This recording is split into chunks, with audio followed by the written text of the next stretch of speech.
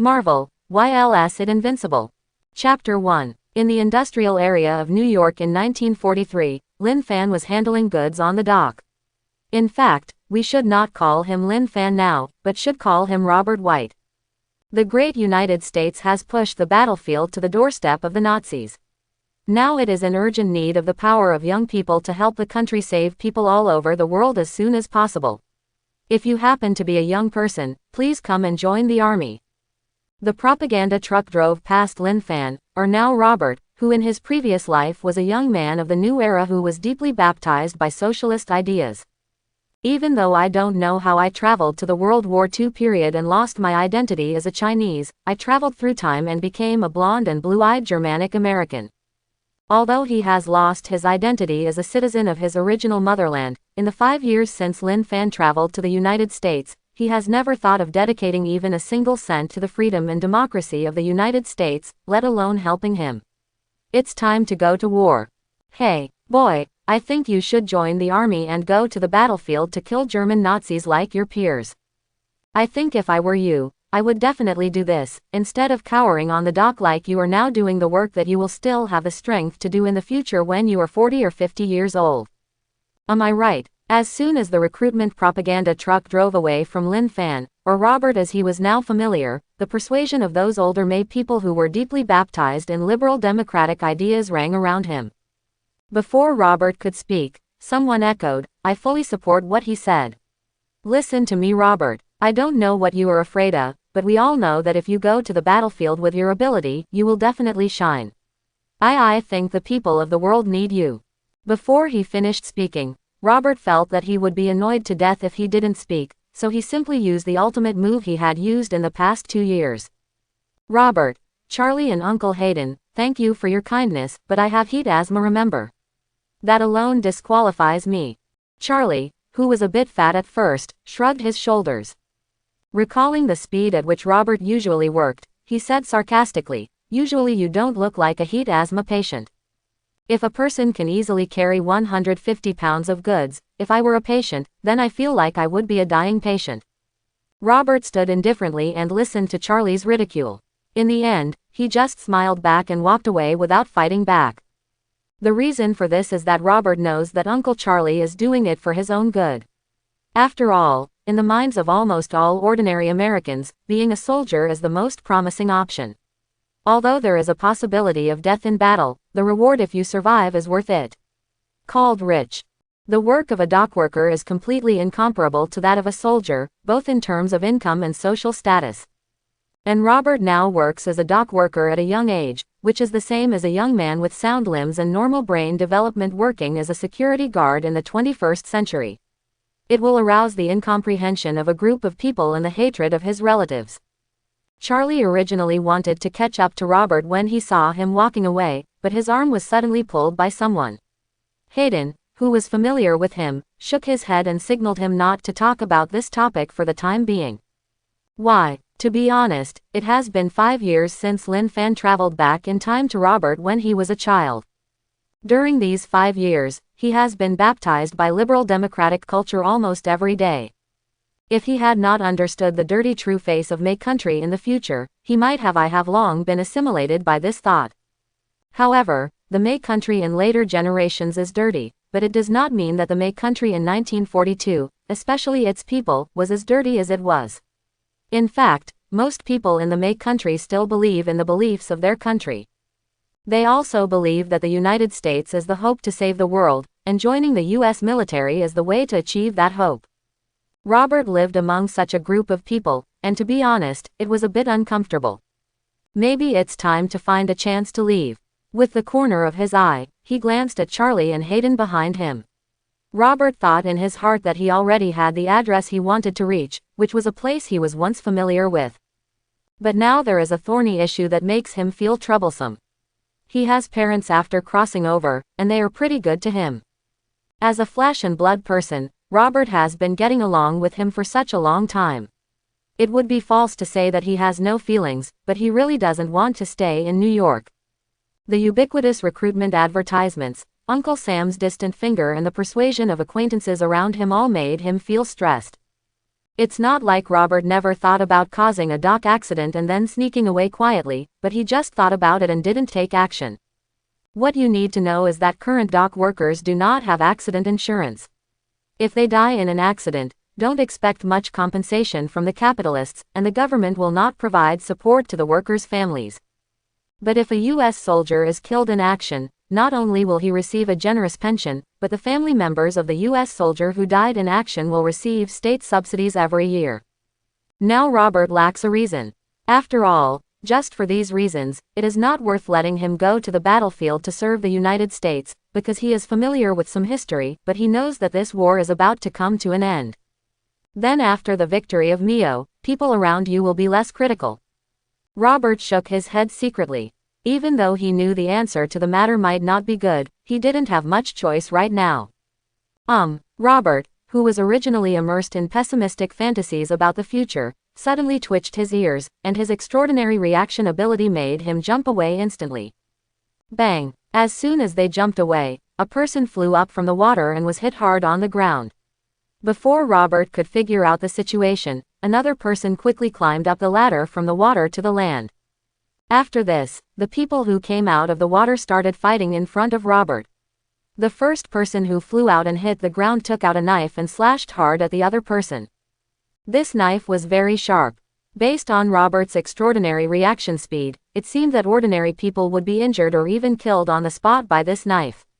However, the unexpected result was that the extremely sharp knife was easily dodged. Robert looked familiar when he came up the ladder, but he still couldn't remember where he had seen this 190 centimeters tall man with strong muscles all over his body. It should be easy to remember this kind of person, why can't I remember him? The two of them struggled together and did not disturb Robert's thoughts. It was not until something flew out of one of them's arms that it hit the ground and broke into pieces. Ding bell. With a sound, a blue test tube shattered at Robert's feet. He actually had the ability to prevent the test tube from falling to the ground, but this scene was so familiar that he was distracted and missed the opportunity. This is. Driven by curiosity, Robert squatted down and touched the blue liquid that had not yet finished drying. Suddenly, a string of blue subtitles appeared in front of his eyes. Available ability detected. Super serum makes the user's physical fitness reach that of the human body, extreme things and people. Can I obtain the ability of super serum? Robert was a little confused when he looked at the subtitles in front of him, because in the 21st century, he had never heard of such a thing appearing in reality. There might only be one place where it appeared. Steve, who are you? I'm just the first. Cut off one head and two new ones will grow. The familiar yet unfamiliar conversation rang in his ears. Robert was stunned, and then a glimmer of light flashed in his eyes. He accepted the ability of the super serum without any hesitation. He now had a new goal. Steve Rogers was still standing there feeling his newfound strength. Robert took this opportunity to leave from the side. When passing by Charlie and Hayden, Robert, who had already made up his mind, asked them one last favor. Charlie, Uncle Hayden, I have changed my mind. Life is still full of dangers. For the people of the United States, I decided to join the army and fight the Nazis. Now please tell your boss that I am quitting this job, but my wages for the past few days cannot be reduced at all. After Robert said seriously, he went to the back room to change into clean clothes, leaving the two people in a daze. It wasn't until Robert walked away that the two of them realized. Charlie, this kid finally figured it out. The Nazis will soon face their nightmare. Hayden, Robert's ability is beyond doubt. I have always believed that the battlefield is the most suitable place for him. I originally thought it would take some time to get him there, but I didn't expect it to be so quick. Charlie, young people are always full of enthusiasm. He shrugged and continued. I think today is a memorable day. How about I treat you to Futch's bar? Hayden, that's a nice offer. There are recruiting offices everywhere in New York City. Robert randomly picked one and walked in. He was originally 1.87 meters tall and seemed thin, but after taking off his clothes, normal people would understand the full muscles. It is a symbol of strength. Robert, your physical examination report is out. Your body is very strong, both externally and internally. The nurse who handed over the medical examination form had a peach blossom look on her face, and everyone could understand the look she glanced at Robert from time to time.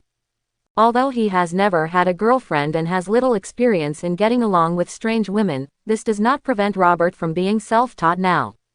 I think the doctor hasn't arrived in some places yet. So, this beautiful nurse, would you like to check me out again? Happy to oblige. Now Robert was wearing shorts because he had just completed his physical examination, and the nurse in front of him hugged him directly after getting his reply. The breeze blows, and a pleasant sound seems to come from time to time in a lounge, but it seems like there is nothing, everything is unspeakable. A U.S. military camp far away from the center of New York City, Robert was sent here in the evening. He was supposed to arrive in the morning but was delayed due to some special reasons. Being thrown alone at the gate of the military camp, Robert could only take his ID alone to find his unit that should be in place, the 116th Regiment. Looks like I have to find a way to get into the 107th Regiment. After meeting the Super Serum and Steve himself, Robert already knew that he had traveled through the Marvel world, and as a time traveler, he had a gold finger. And he has 10 ability boxes, which are similar to skill boxes. They are all blank in their initial state. The method used is that Robert touches the things that want to gain their power. Just like the 3 abilities he already has, Human Limit was obtained by touching the Super Serum, and the other 2, Giant Power and Sensitive Sensibility, were obtained from elephants and Sensitive Senses by Robert in the zoo before. Ability gained from the tiger. If in a normal world, Robert's ability obtained from animals would be enough for him to live a life of ease, but unfortunately this is the Marvel Universe and Robert's power can only be used as cannon fodder at best. You have to make good use of the remaining ability slots. Looking inside his 7 empty ability boxes, Robert already had an idea. After all, the most powerful things in the Marvel Universe are only the 6 Infinity Stones. Only by gaining their power can one survive in this dangerous world. It is worth noting that Robert can only randomly obtain one type of ability on the same thing. Once the ability is obtained, it cannot be obtained on this thing again, and the ability cannot be deleted once it is obtained. This also explains why Robert doesn't live in the zoo and touch animals every day to gain special abilities. Very well, recruit, you are nearly 11 hours late, so what answer do you want to give me? As soon as he reached the door of his camp, Robert was stopped by a man with the rank of sergeant. Under the roof, Robert could only answer in a formal manner, I am late to report to the commander because of my own reasons. I feel guilty about this and am willing to bear any punishment. The sergeant who blocked the door said, Did I hear you correctly? You said any punishment. Robert, you heard me right, sir, I am willing to pay the price for my stupid behavior. Although Robert could hit 10 sergeants in front of him with one hand now, he didn't want to cause trouble. The sergeant seemed very satisfied with Robert's answer, so he stepped out of a position and put him in. Have a good rest, recruit, and you will fulfill your promise tomorrow. The sergeant said from behind after Robert took a few steps. Robert himself didn't care about this, because he could no longer be regarded as an ordinary person. For new recruits, the hard training was just playing house for him. After all, the ability of Power Elephant Fighting allows it to use the peak strength of an adult male elephant. The Sensitive Senses give him the reaction ability of a tiger. Even Robert's once weak internal organs and self-repair ability have been improved by the Human Limit ability. It can be said that Robert is now beyond normal people, and even the enhanced Steve Rogers, also known as Captain America, cannot compare with him. Hey, look, the person who made us suffer is finally here. Let me see who caused us to be left alone for extra training. As soon as Robert entered the tent in the rest area, he was surrounded by several people. They smelled strongly of sweat and looked at Robert, who had just entered, with unkind eyes. Is it you who prevented us from seeing a welcoming ceremony for new recruits composed of beautiful ladies? Just because of the collective honor. This is a tent where 10 people live. Now, except for Robert and the 5 people surrounding him, the other 4 are sitting on the bed watching the show. I'm very sorry. If you're talking about being late, I think it should be me. Go back and explain to your mother. Before Robert could finish his words, he saw the strongest muscular man among the 5 punching him. To be honest, he felt guilty at first and wanted to explain, but now that he was attacked, he wouldn't be like a turtle. Just endure it. Raising one hand to easily catch the punch from the muscular man, Robert gave them one last chance and said, "If you stop now, I might consider talking to you as nicely as I did just now."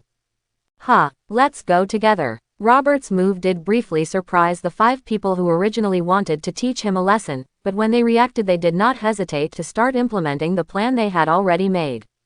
After all, they were ignorant and thought that Robert's current strength was not enough. Make them feel intimidated. 5 seconds later. Except for the muscular man who was the strongest and was the first to strike, the rest of them were all knocked out after Robert gave them a blow, fell to the ground and fainted. Oops. Because Robert had not yet fully adapted to the newly acquired strength that reaches the limit of the human body, this time he only wanted to teach these people a lesson, which made them almost go to see God. What happened here? The person in the tent who was knocked out by Robert happened to be discovered by the patrolling soldiers. When they checked the situation and found that the new recruits who had joined the battalion flew out and fainted, the patrolling U.S. troops immediately increased their vigilance and quickly loaded their weapons. People inside, listen and come out immediately with your hands on your head, or we will shoot. Tough luck, Robert cursed in his mind. To be honest, he now regretted being crazy with that nurse for so long, but after all, it was his first time and it was normal for him to be tempted. In the recruit camp, Colonel Philip, who received the order to go to London, England, to fight against the Nazis tomorrow, was lamenting about the last regiment he accepted, the 115th Regiment. "Philip, I don't know how effective a group of dolls who have only been trained for half a month can be on the battlefield." His words left the subordinates around him and the commanders of the camp speechless, because they all knew the fate of these soldiers who went to the battlefield before they had been trained for a long time. Report. At this moment, an announcement sounded outside the command room. As the person with the highest official position at the site, Philip naturally became the leader here. "Come in." Unexpectedly, the second lieutenant just gave him a salute and then went to report to his camp commander, Lieutenant Colonel Dart. Colonel Philip, who felt that he had been ignored, said dissatisfied, "Listen, Lieutenant, there are no outsiders here. If you have anything to say, you can say it out loud." Lieutenant Colonel Dart and the top commander of this new military camp, although he was very satisfied with the performance of his second lieutenant, in his heart, he could not show it on his face. Instead, he said with a smile, "Yes, second lieutenant, you can report it loudly, there are no outsiders here." "Second lieutenant, it's sir. There was a fight in our camp just now." Before he finished speaking, Philip interrupted, "Just for this matter. I think you may have the ability to solve it."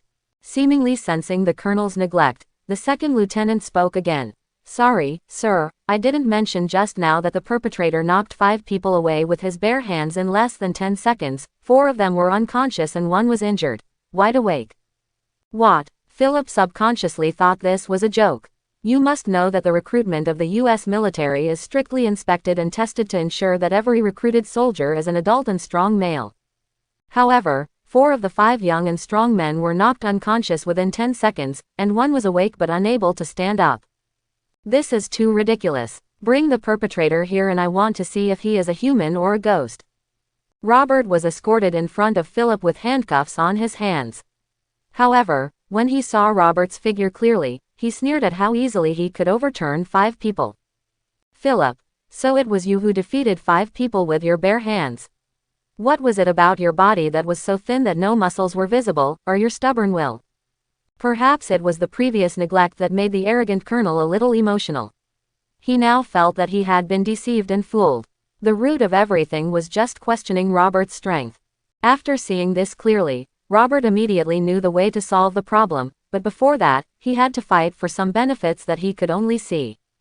Looking at Colonel Philip, who looked down upon him, Robert said, "As you heard, I subdued 5 comrades who wanted to attack me with my bare hands, but I am not proud of this.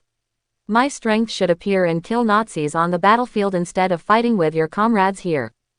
Looking at the new recruit Robert, who was tall but not very fleshy at all, Philip couldn't understand the source of his confidence. Philip's eyes fell on Robert's eyes. He knew that no matter how much he said now, it would seem weak. Only strength can prove everything now. With a touch, Robert easily broke free from the handcuffs in front of Colonel Philip. He did this without using any skills and just relying on pure strength. After a brief period of silence, the scene looked like an explosion. What are you doing? Squat down and raise your hands. No, no, no, stand back, recruits. Protect the colonel. Robert, who was very close to Philip, saw a hint of surprise in his eyes, but as a commander who had been on the battlefield, this did not scare him. Looking at Robert, who had not moved since breaking free from the handcuffs, and then looking at the situation that was already in a mess, and even someone had a weapon loaded, Philip had to control the situation. That's enough. What are you panicking about? The person standing in front of me is a conscripted American soldier, not a Nazi. Stop your bad moves. As the person with the highest official position present, Philip's words were very effective and the situation was quickly brought under control. When the scene was quiet, the colonel looked at Robert carefully, and now there was no contempt in his eyes. Philip, if I remember correctly, the thing you were wearing just now was customized by the army and made of pure steel. He tilted his mouth, still looking a little surprised. Robert, really, my strength has been strong since I was a child. After looking Robert up and down, Philip said, maybe. Philip, as you just said, you are only 17 years old and have not received any military training, right? Robert and Philip were walking through the boot camp now, and they were passing a shooting range when he asked the question. Regarding the question posed by Philip just now, Robert answered truthfully, no sir, I have not received training. Philip had already picked up a rifle in his hand. He looked at it for a while and then handed it to Robert. Philip, there is a target 150 meters away, can you see it? Robert looked at the target in the direction he pointed. Even though it was dark now, he could still see clearly with his ability at the limit of his human body. Okay, recruit, as we said when we talked just now, if you can hit the target without any training, you don't need 10 rings to hit it.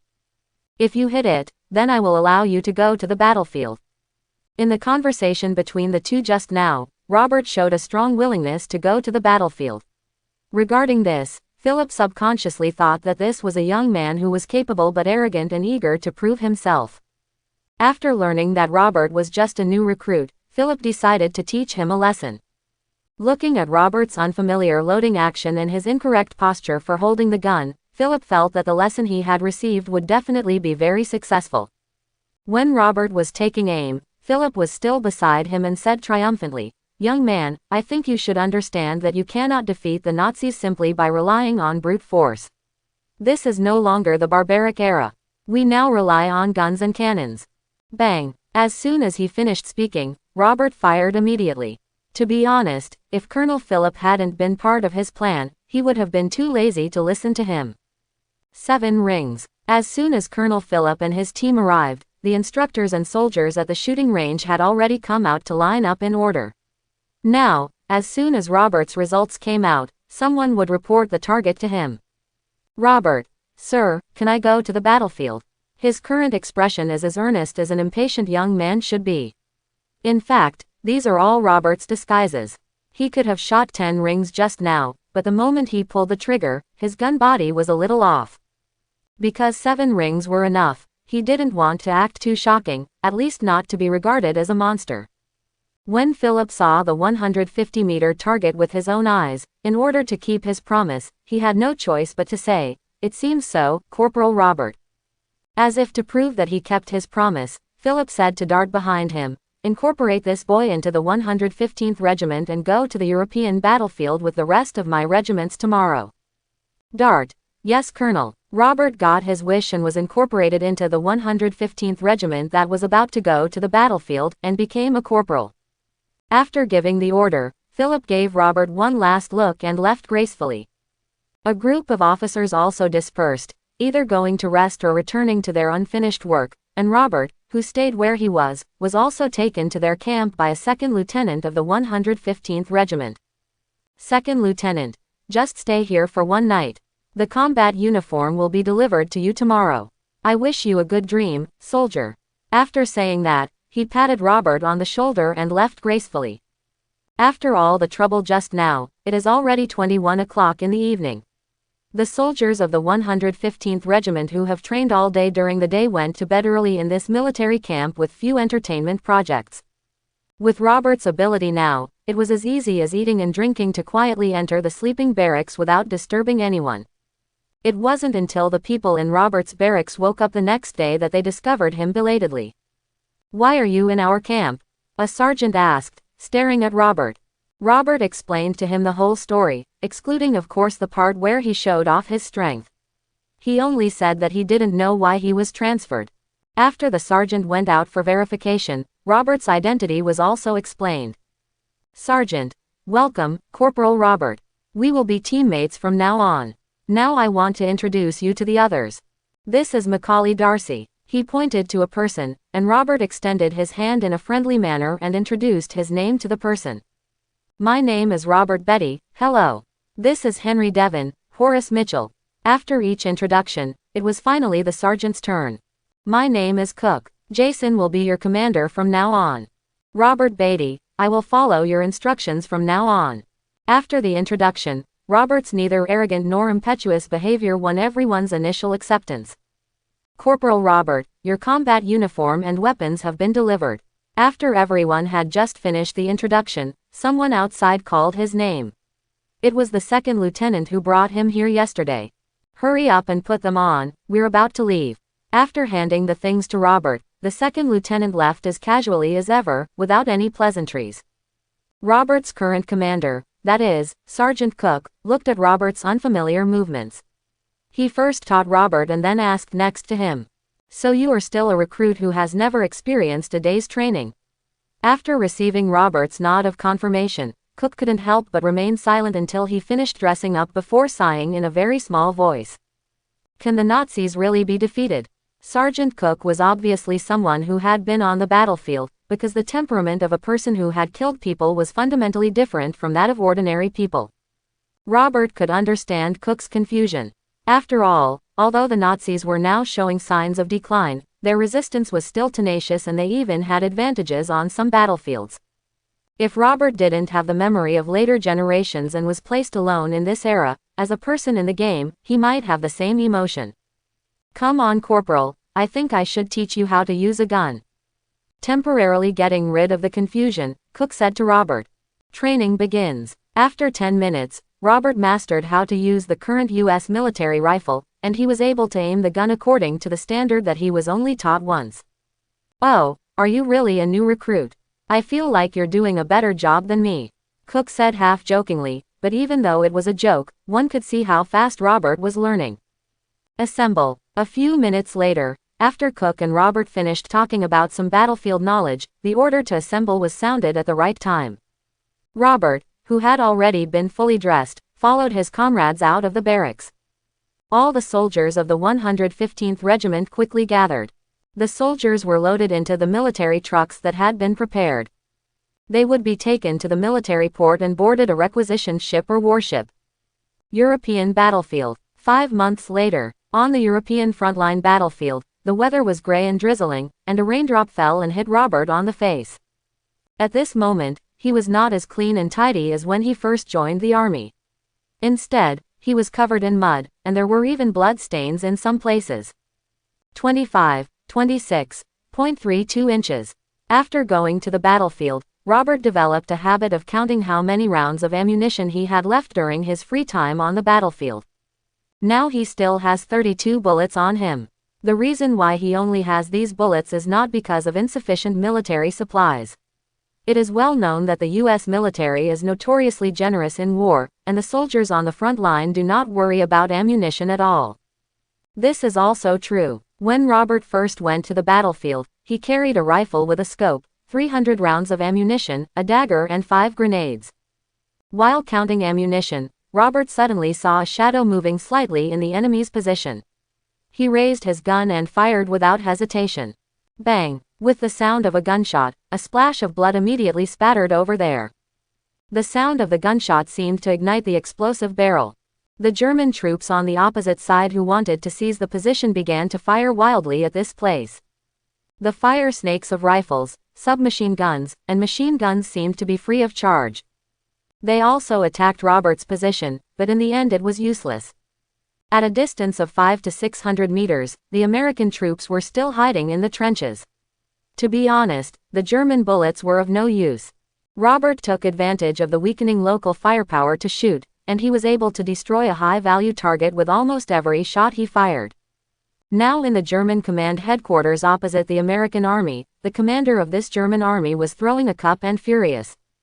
German commander. Asshole. For 2 whole days, our 3 regiments have not been able to break through the defense of one enemy regiment.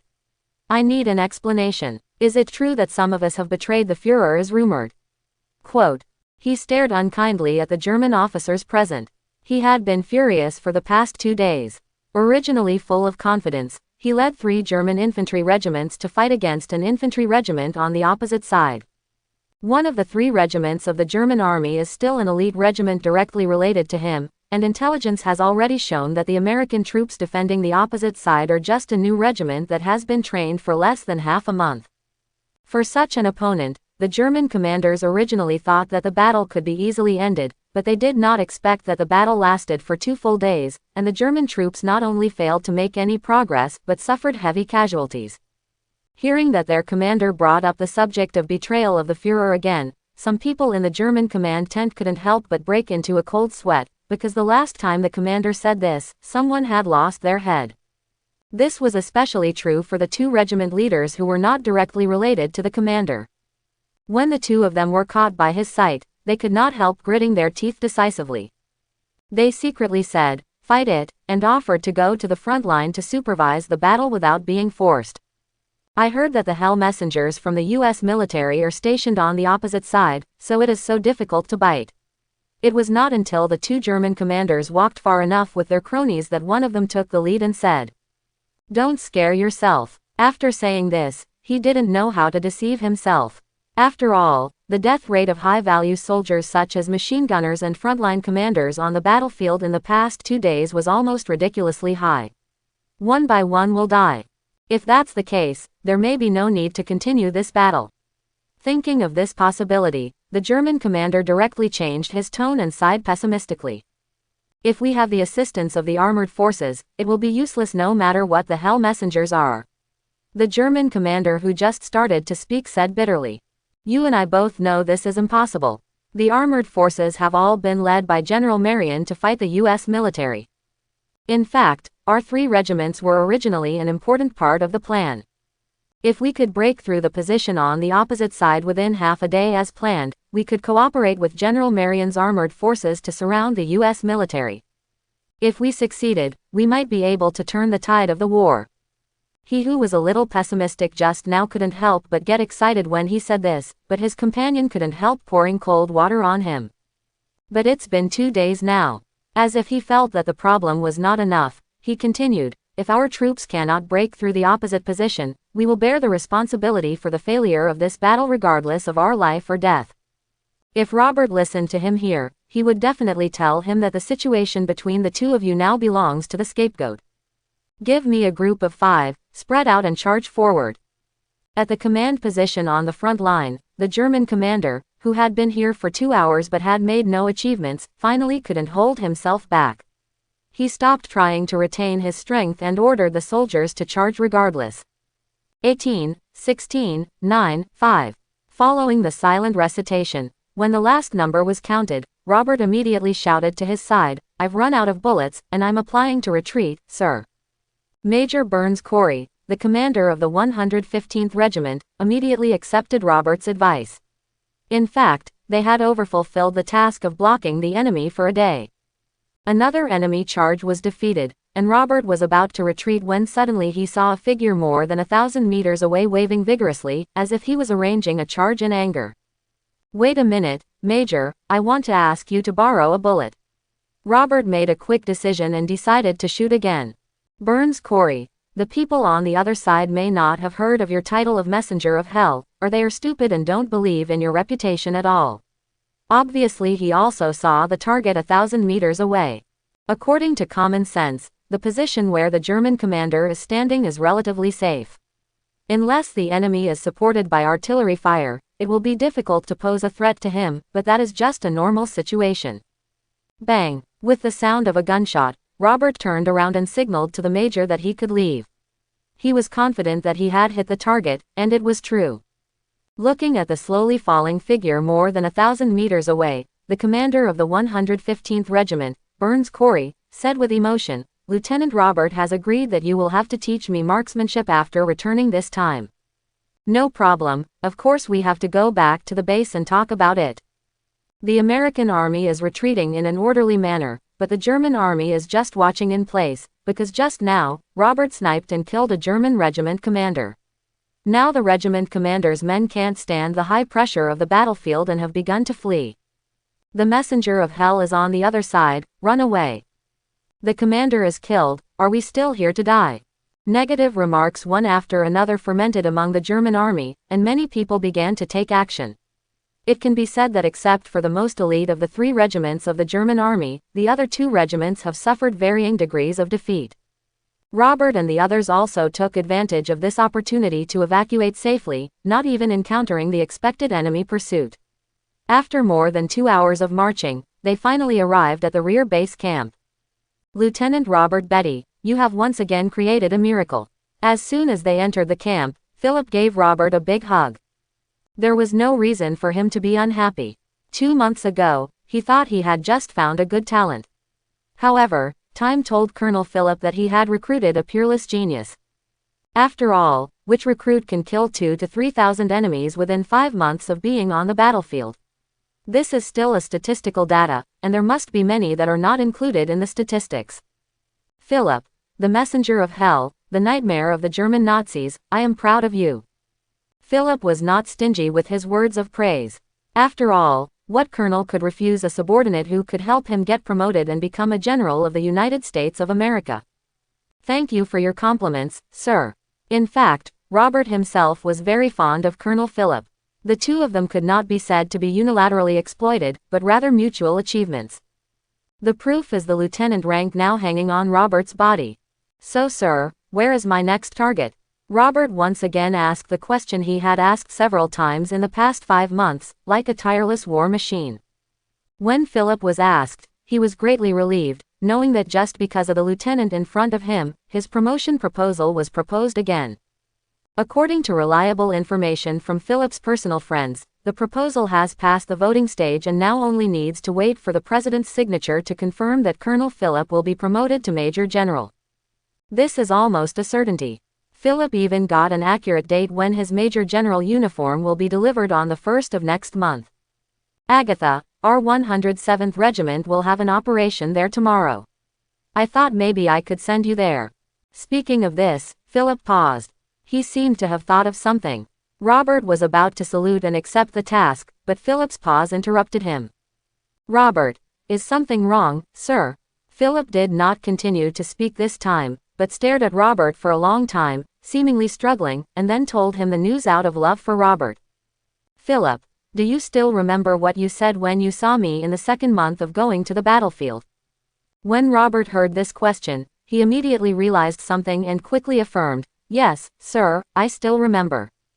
I made a bet with you that if I could capture the German armored battalion within 3 days, you would help me pay attention to the date when Captain America, my idol, comes to the front line." Seeing that Robert remembered it so clearly, Philip was a little helpless, and he didn't understand. How could Robert Beatty, the messenger of hell, and the nemesis of the Nazis, who was widely rumored among both the German and American troops, admire that guy who only wore the stars and stripes and gave speeches? Philip personally witnessed the birth of Steve Rogers, the Captain America. In his opinion, Captain America was just a lookalike who became famous after being injected with a super serum. He was not worthy of being called a soldier, let alone a captain. However, Robert was different. Philip witnessed his growth with his own eyes. On the battlefield facing the German army, the Nazi nemesis was always able to keenly discover the enemy's flaws, and he could create flaws even if there were no flaws. Just like the armored battalion they bet on, Robert sneaked in alone and beheaded the other party's top commander that night. This caused the opponent to be in chaos and lost his will to fight under Philip's powerful blow, so he was easily captured. It can be said that the current Captain America is only famous in the United States, a peaceful place, relying on speeches and hype. It is unclear whether he will be useful on the battlefield. Robert is the god in the hearts of the U.S. military on the frontline battlefield. As long as he is there, the morale of our army will rise greatly, while the German Nazis will fall into panic. After all, on the battlefield with Robert, his gun will not allow even one high-value target to exist on the opposite side. German commanders, machine gunners, gunners and even ammunition boxes are all his targets.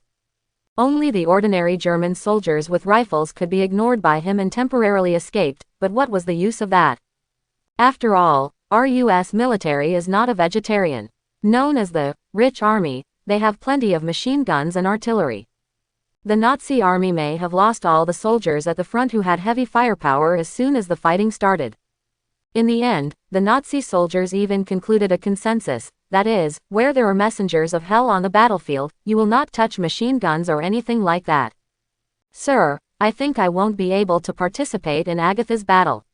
You know it's been a long time wish of mine to meet Captain America. Ignoring Philip's confused look, Robert insisted. Seeing his persistence, and in his opinion, there was really no need to use his ace, the Hell Messenger, in Agatha's battle this time.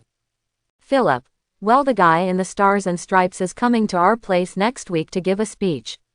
The congressman said it would boost morale, maybe. Philip finally compromised in front of his beloved general, but before leaving, he still did not forget to express his contempt for Captain America in an arrogant manner. Robert didn't care about this.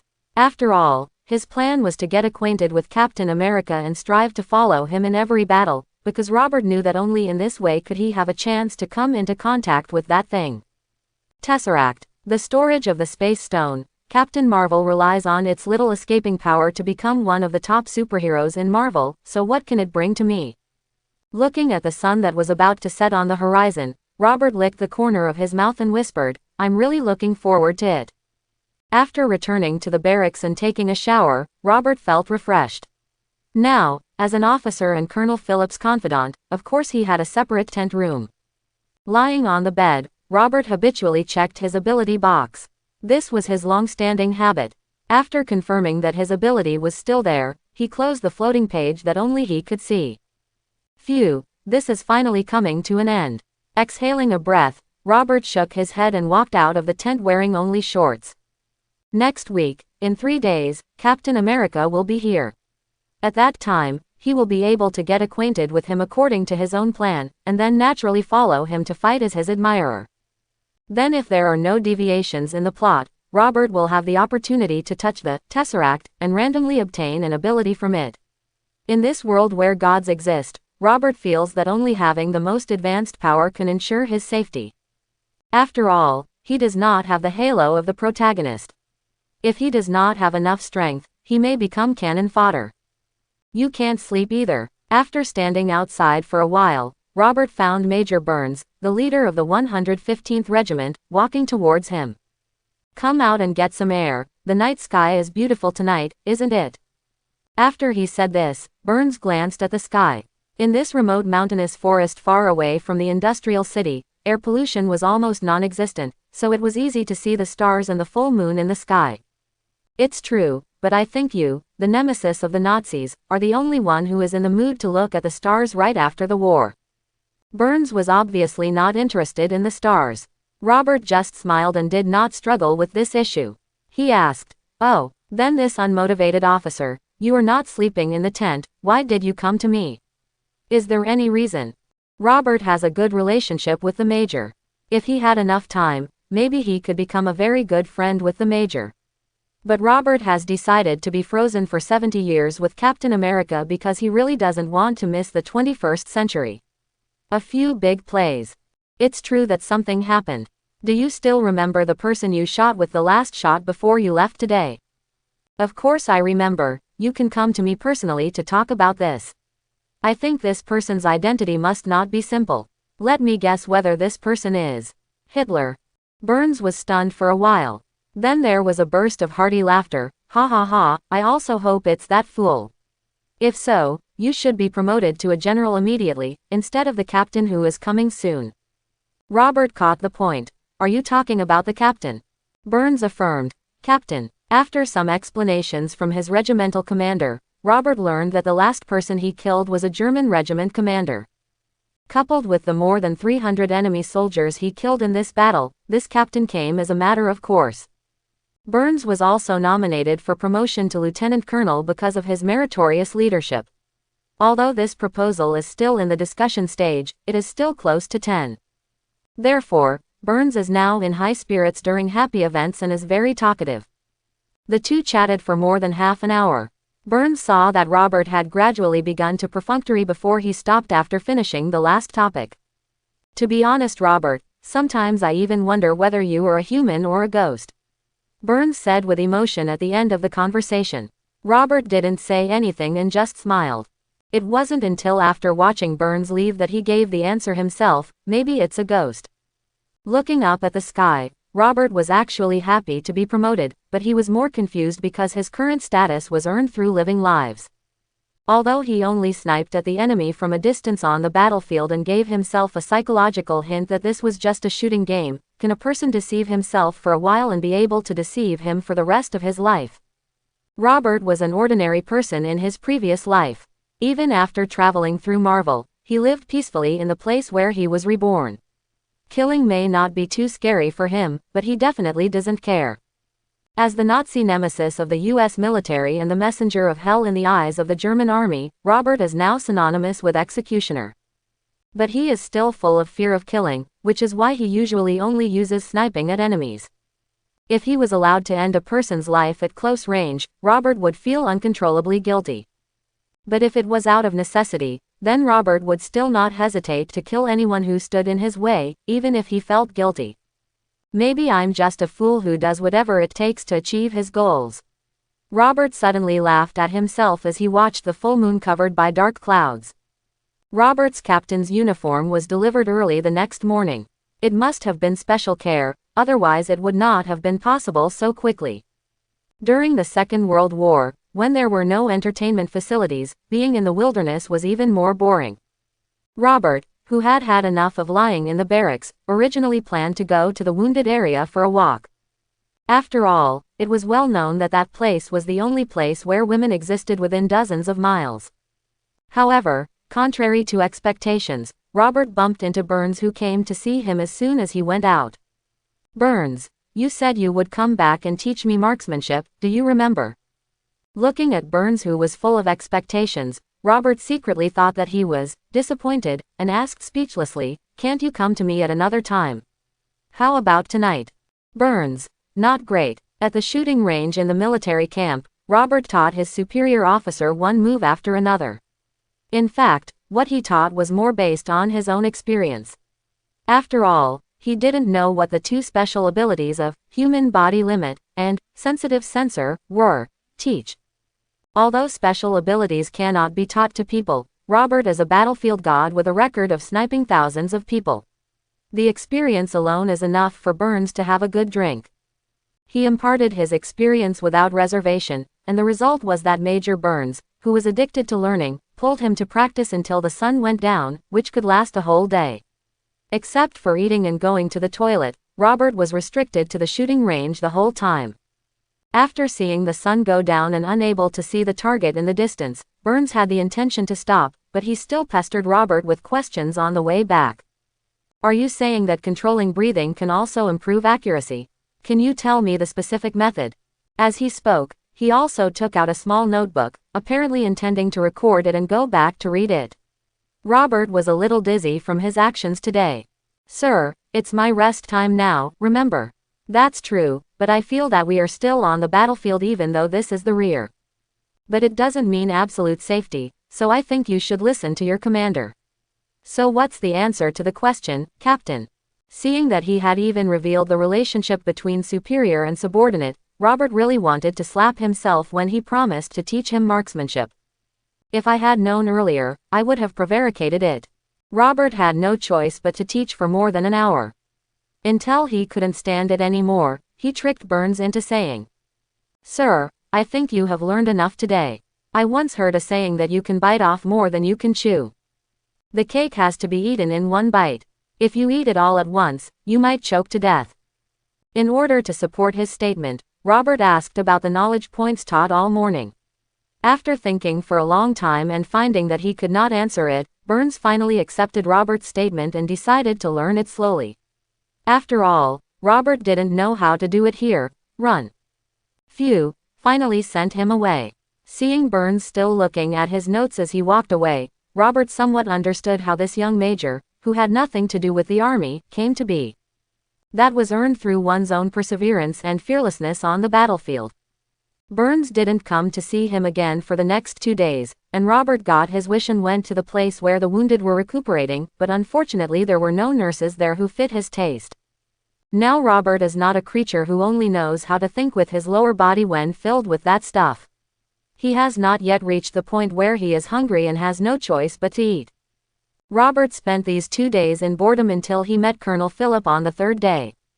His face was gloomy at this moment, but Robert just glanced at him and his attention was not on him at all, but on the person next to Colonel Philip. She had a pair of big brown eyes that deeply attracted Robert. As his eyes moved downward, the exquisite figure wrapped in the teacher's clothes made people even more mesmerized. But Robert took one look at Philip's terrible expression and finally suppressed the urge to strike up a conversation. As a result, just when he was about to turn around and walk away, he was spotted by the sharp-eyed Philip. "Robert, come with me." "Okay," responded. So Robert naturally joined Philip's team and stood next to the beautiful teacher. "Robert, Betty." Behind Philip, Robert whispered hello to the beautiful woman next to him, but it seemed that people saw his thoughts and just replied politely, "Carter." "Carter, what a familiar name," Robert muttered, but he didn't want his behavior to be regarded as a conversation that attracted other people's attention. "Really, the name Robert Betty is also familiar. You can't be the messenger of hell. Your name is very similar to him," Carter said with a very surprised expression. Robert was not a fool. Of course he could see that the other party was mocking him. After all, no one would associate Robert, a man who looked thin and peaceful at first glance, with the executioner Hell Messenger. This kind of ridicule was obviously intended to embarrass Robert. It was obvious that the man was not interested in him. Robert, who was asking for trouble, touched his nose and looked a little embarrassed. Colonel Philip walked in front, and the conversation between Robert and Carter naturally could not escape his ears. It was obvious that he was happy to see Robert in trouble, and his gloomy face revealed a smile unconsciously, but he quickly restrained it. Philip did not speak for Robert from beginning to end, and the group of people did not say anything else on the way. The atmosphere seemed a bit depressing unconsciously, and the command tent was not far away. This atmosphere did not last long. As soon as you walked into the tent, you could immediately notice that the table that was originally used to unfold the combat map was now filled with envelopes. Of course, Robert would not naively think that this was some kind of safety letter, because that thing did not need to be placed in the command tent, but was sent directly to the rear. Philip's next performance also confirmed this. The moment he saw those envelopes, he lost control of his emotions. He tossed his hat and cursed. "Fake. These Nazis, one day I will personally send them all to hell." Philip's performance has made it obvious that these envelopes are not for safety, on the contrary, they are for the families of those who died in the battle. Robert looked at the thick stack. He seemed to see not envelopes, but corpses lying there. For a moment, Robert thought about whether the same was true on the German side, the German soldiers he killed. How painful will it be for your family? But this kind of pity only existed for a moment, because Robert thought of the Asian battlefield thousands of miles away, and the persecution of the flower growers by the Japanese who had a good life. They are simply a group of things that cannot be called human beings, so how can the German Nazis who are as famous as them be any better? "Sir, these people are from..." After a brief silence, Robert was the first to ask, but he didn't expect that when he originally wanted to ask which regiment these people were from, Philip was the first to give the answer. "Most of them are from the 107th Regiment, and the survivors among them are on their way back." Robert, who knew the direction of the plot, should be extremely calm at this moment, but for some reason his chest felt tight for no reason, and an emotion called self-blame was brewing in his heart. "Sorry sir, I should go with them."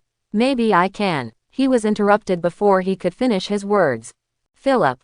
Listen Robert, no one knew this was a planned ambush. If I had sent you there, you probably wouldn't have come back. So you don't need to feel guilty about this.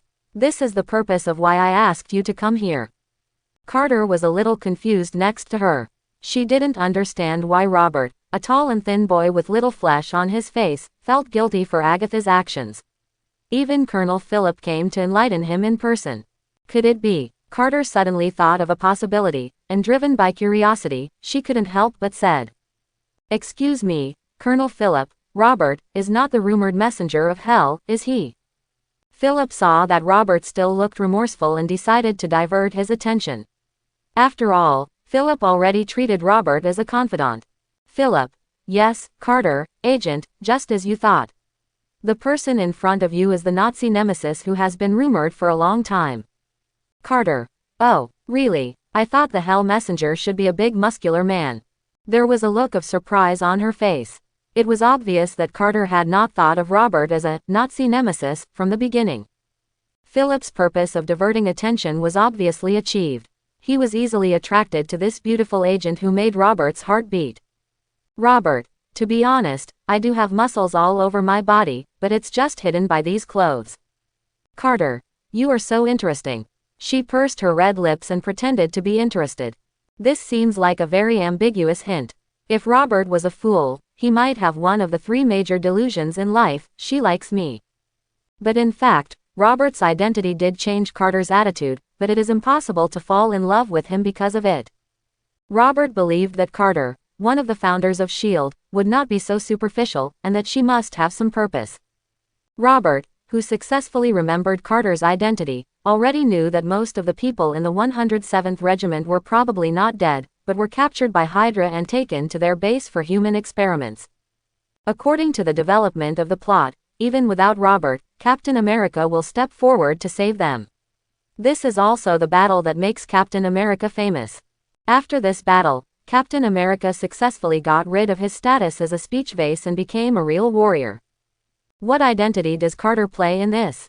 As one of the executors of the American Super Soldier Project, Carter certainly wouldn't want the only result of this experiment, Steve Rogers, Captain America, to be just a showman performing on the stage. Not to mention the reason why she still has a crush on Captain America. Carter's appearance here this time must be because he got the news that the 107th Regiment was ambushed. In fact, there is nothing special about the 107th Regiment. What is special is that it contains Captain America's good friend, James Barnes. Maybe she wants to find a strong supporter for the captain.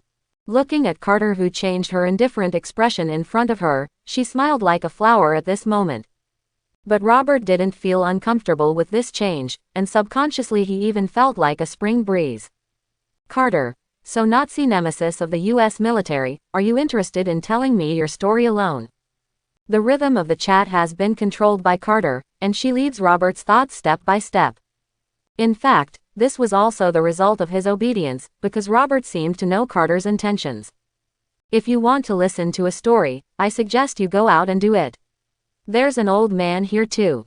While Philip signed the names of his condolences on the death letter, he saw off the guests in a depressed manner. He was not in a very good mood now. "Yes, sir," Robert and Carter replied. They had their own thoughts and didn't want to get into trouble with Philip. "Carter, I heard that you once killed 300 enemies in one day on the battlefield. Is that true?" Robert, "This kind of thing does happen, but it rarely happens. Usually there will be a large-scale cluster charge only when the enemy cannot attack for a long time. That's how this record came about. To be honest, in this kind of battle, just letting a machine gunner go up will achieve similar results." Walking on the path of the military camp, Carter chatted with Robert. She was smiling now, and with her beautiful face, she was simply an angel to Robert, who had not seen any women for months. Unconsciously, his eyes began to move downwards, but the cartoon seemed to be unaware and continued to talk to himself. "Carter, you are so humble. You have to know that if you have such a record, many people will definitely want to talk about it everywhere, as if there is one person in the world who doesn't know that they have suffered a big loss." Robert, "Really? Obviously I'm not the impetuous kind of person." Robert's eyes have been deeply attracted to a certain part of Carter's body, as if there was a whirlpool that sucked all his eyes in. However, the cartoon didn't seem to notice it at all, and continued to move forward with a smile on his face. Suddenly, Robert instinctively felt some threat, and he subconsciously ducked. Carter looked at Robert, who instantly dodged the communication stake and raised her eyebrows. Apparently she originally wanted to see him hit it. But even though what she wanted to see didn't happen, it didn't stop her from teasing Robert. "Carter, the response is good, but I think if you could concentrate on watching the road, you wouldn't be as embarrassed as you are now. What a thorny flower. Robert sighed in his heart, understanding that Carter was warning him to clear his eyes. On the way next, Carter did not let the two of them be silent, and then asked some questions about Robert's impressive record, and he simply responded. The current situation is like having a big, fragrant steamed bun next to a person who has been hungry for several days, but you can only look at it but not eat it. What's the point of that? After chatting for a while, Robert finally couldn't help it anymore and asked directly, "Instructor Carter, what can I do for you?" Carter. Oh, that's right. According to reliable intelligence, not all the soldiers of the +07 regiment were killed. They were just taken to a place about 30 miles behind enemy lines. Robert already knew, so he didn't show surprise, but Carter thought Robert was indifferent. Carter. I thought the Hell Messenger would be a hero, but I didn't expect. Having said this, she paused for a moment, and then said in a very sarcastic tone, "It seems that you are nothing more than that." After saying that, he planned to leave without looking back. However, Robert felt deeply disgusted with this behavior of leaving after taunting, especially the last words Carter said just now, which seemed to say, "You can't do it." Robert is a normal person who is healthy both physically and mentally, at least he thinks he is healthy. A normal man would definitely not remain silent when faced with such doubts. "Then what if I go to rescue them?" Robert said loudly to Carter's back. A few steps away from him, Carter's indifferent expression with her back to him was instantly replaced by a look of joy, like a fox whose plan had succeeded, but the moment she turned around, her expression quickly returned to normal. "Carter, if you can get those people out, maybe I could consider having dinner with you." This is a trick that Carter has tried many times when facing the opposite gender. Men, especially successful men, always like to conquer step by step when facing a good-looking opposite gender, which can give them a sense of accomplishment. Carter is taking advantage of this trait of successful men. She can always grasp the appropriate scale, with a warm and cold attitude, and can often control many men who think they are extraordinary. "Come on, I don't have any fate with you. Why would I want to have dinner with you?" However, her tried and tested trick seemed to have failed with Robert. This is also true, because he originally planned to be frozen into the 21st century with Captain America in the near future. The time constraints made him need a fast food more than a long-term relationship. "Carter, what do you want?" To be honest, she was a little surprised that Robert rejected her invitation, because according to her observation, Robert should be interested in her. Even though Robert may have made some excessive demands, Carter decided to listen to his conditions first given his reputation and ability as the messenger of hell. Of course Robert has thoughts about Carter. You must know that he, who has been single for more than 30 years, longs for a love, even if it is just a fast food. Not to mention that 5 months ago, when he was at the recruitment office, Robert lost his virginity to the young and beautiful nurse. This was a catalyst that made him like a powder keg that could explode at any time. It was okay when there was no spark to stimulate it, but if anything. Although Carter is like a blazing fire in Robert's heart, he also knows that she is an important figure in the future plot. If he allows his desires now, the plot may go awry, which is definitely not what he wants to see. Then let yourself enjoy yourself without changing the plot. An idea formed in my mind and was quickly adopted by my brain. Conditions. Robert touched his chin and pretended to be thinking, but in fact he was preparing words, because he suddenly realized that if he proposed a condition alone, Carter would probably add many terms, which led to this last move. Out of action. Rather than being rejected or having various restrictions placed on you, it's better to faint. After finishing speaking, Robert's expression was more formal than ever before. He said sincerely, "You know, Agent Carter, I have been away from home for 5 months. To be honest, eating canned and instant food every day makes me almost sick. I think if possible, could you bring me a steak from Connor's Steakhouse on the west side of New York City?" As he spoke, he seemed to think of something again, so Robert, whose acting skills were improving again, continued, "Maybe it would be better if you could help me ask for leave to go back and see my parents." After saying that, he seemed to still have a wish, but also seemed to be struggling with which of the two ideas was more suitable. Robert's expressions that sometimes frowned and sometimes smiled made Carter a little unsure. Is he really just asking for these? She still had doubts in her mind, but Robert's next actions completely dispelled her doubts. Hey, Agent Carter, do you know? I have many good memories in New York. I didn't feel much when I was there, but now I have really left and gone to the battlefield. In this environment where you can die at any time, to be honest, I have some thoughts. That's it. Robert's emotions were brewing crazily, and his tone even began to choke as he continued. Maybe this is the feeling of thoughts I read in that book introducing China. That feeling is really uncomfortable, and my chest it's so boring that no medicine can cure it, it can only relieve it. That uncomfortable feeling is especially strong at night when there is a full moon in the sky. Especially at that time I was still shooting enemies on the battlefield. I knew that most of them deserved death, but I couldn't help it. The fear, really. That would make me want to go home more, to that simple but warm bed, instead of sleeping on the grass or in a mud puddle. I can't speak. Really, that feeling is really bad. After saying that, a tear fell down Robert's face, as if it was a sign that a certain gate was opening, and then the second, third, and seventh tears also rushed out, as if they didn't need money. Carter's mood at this time couldn't help but feel a little sad after Robert's call, but she still didn't let down all her vigilance, but she still leaned in out of her own heart. This was Carter's test. Robert seemed to have expected it. Looking at Carter who was slowly approaching, he hugged her into his arms. Obviously, Robert felt Carter's body stiffen, but he didn't resist.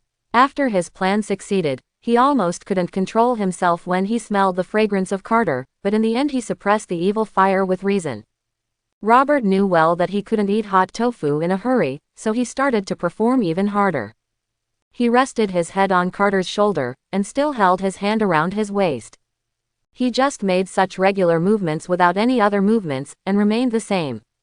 The behavior of a deputy gentleman and a gentleman. Of course, his crying didn't stop, because just holding this delicate body made Robert feel intoxicated. Of course, he couldn't hold it forever, and as his tears dried up, the performance had to stop, otherwise it would be self-defeating. At the end of the hug, Robert wished he could turn all the water in his body into tears and let them flow. The advantage was taken, but Robert had not forgotten the topic.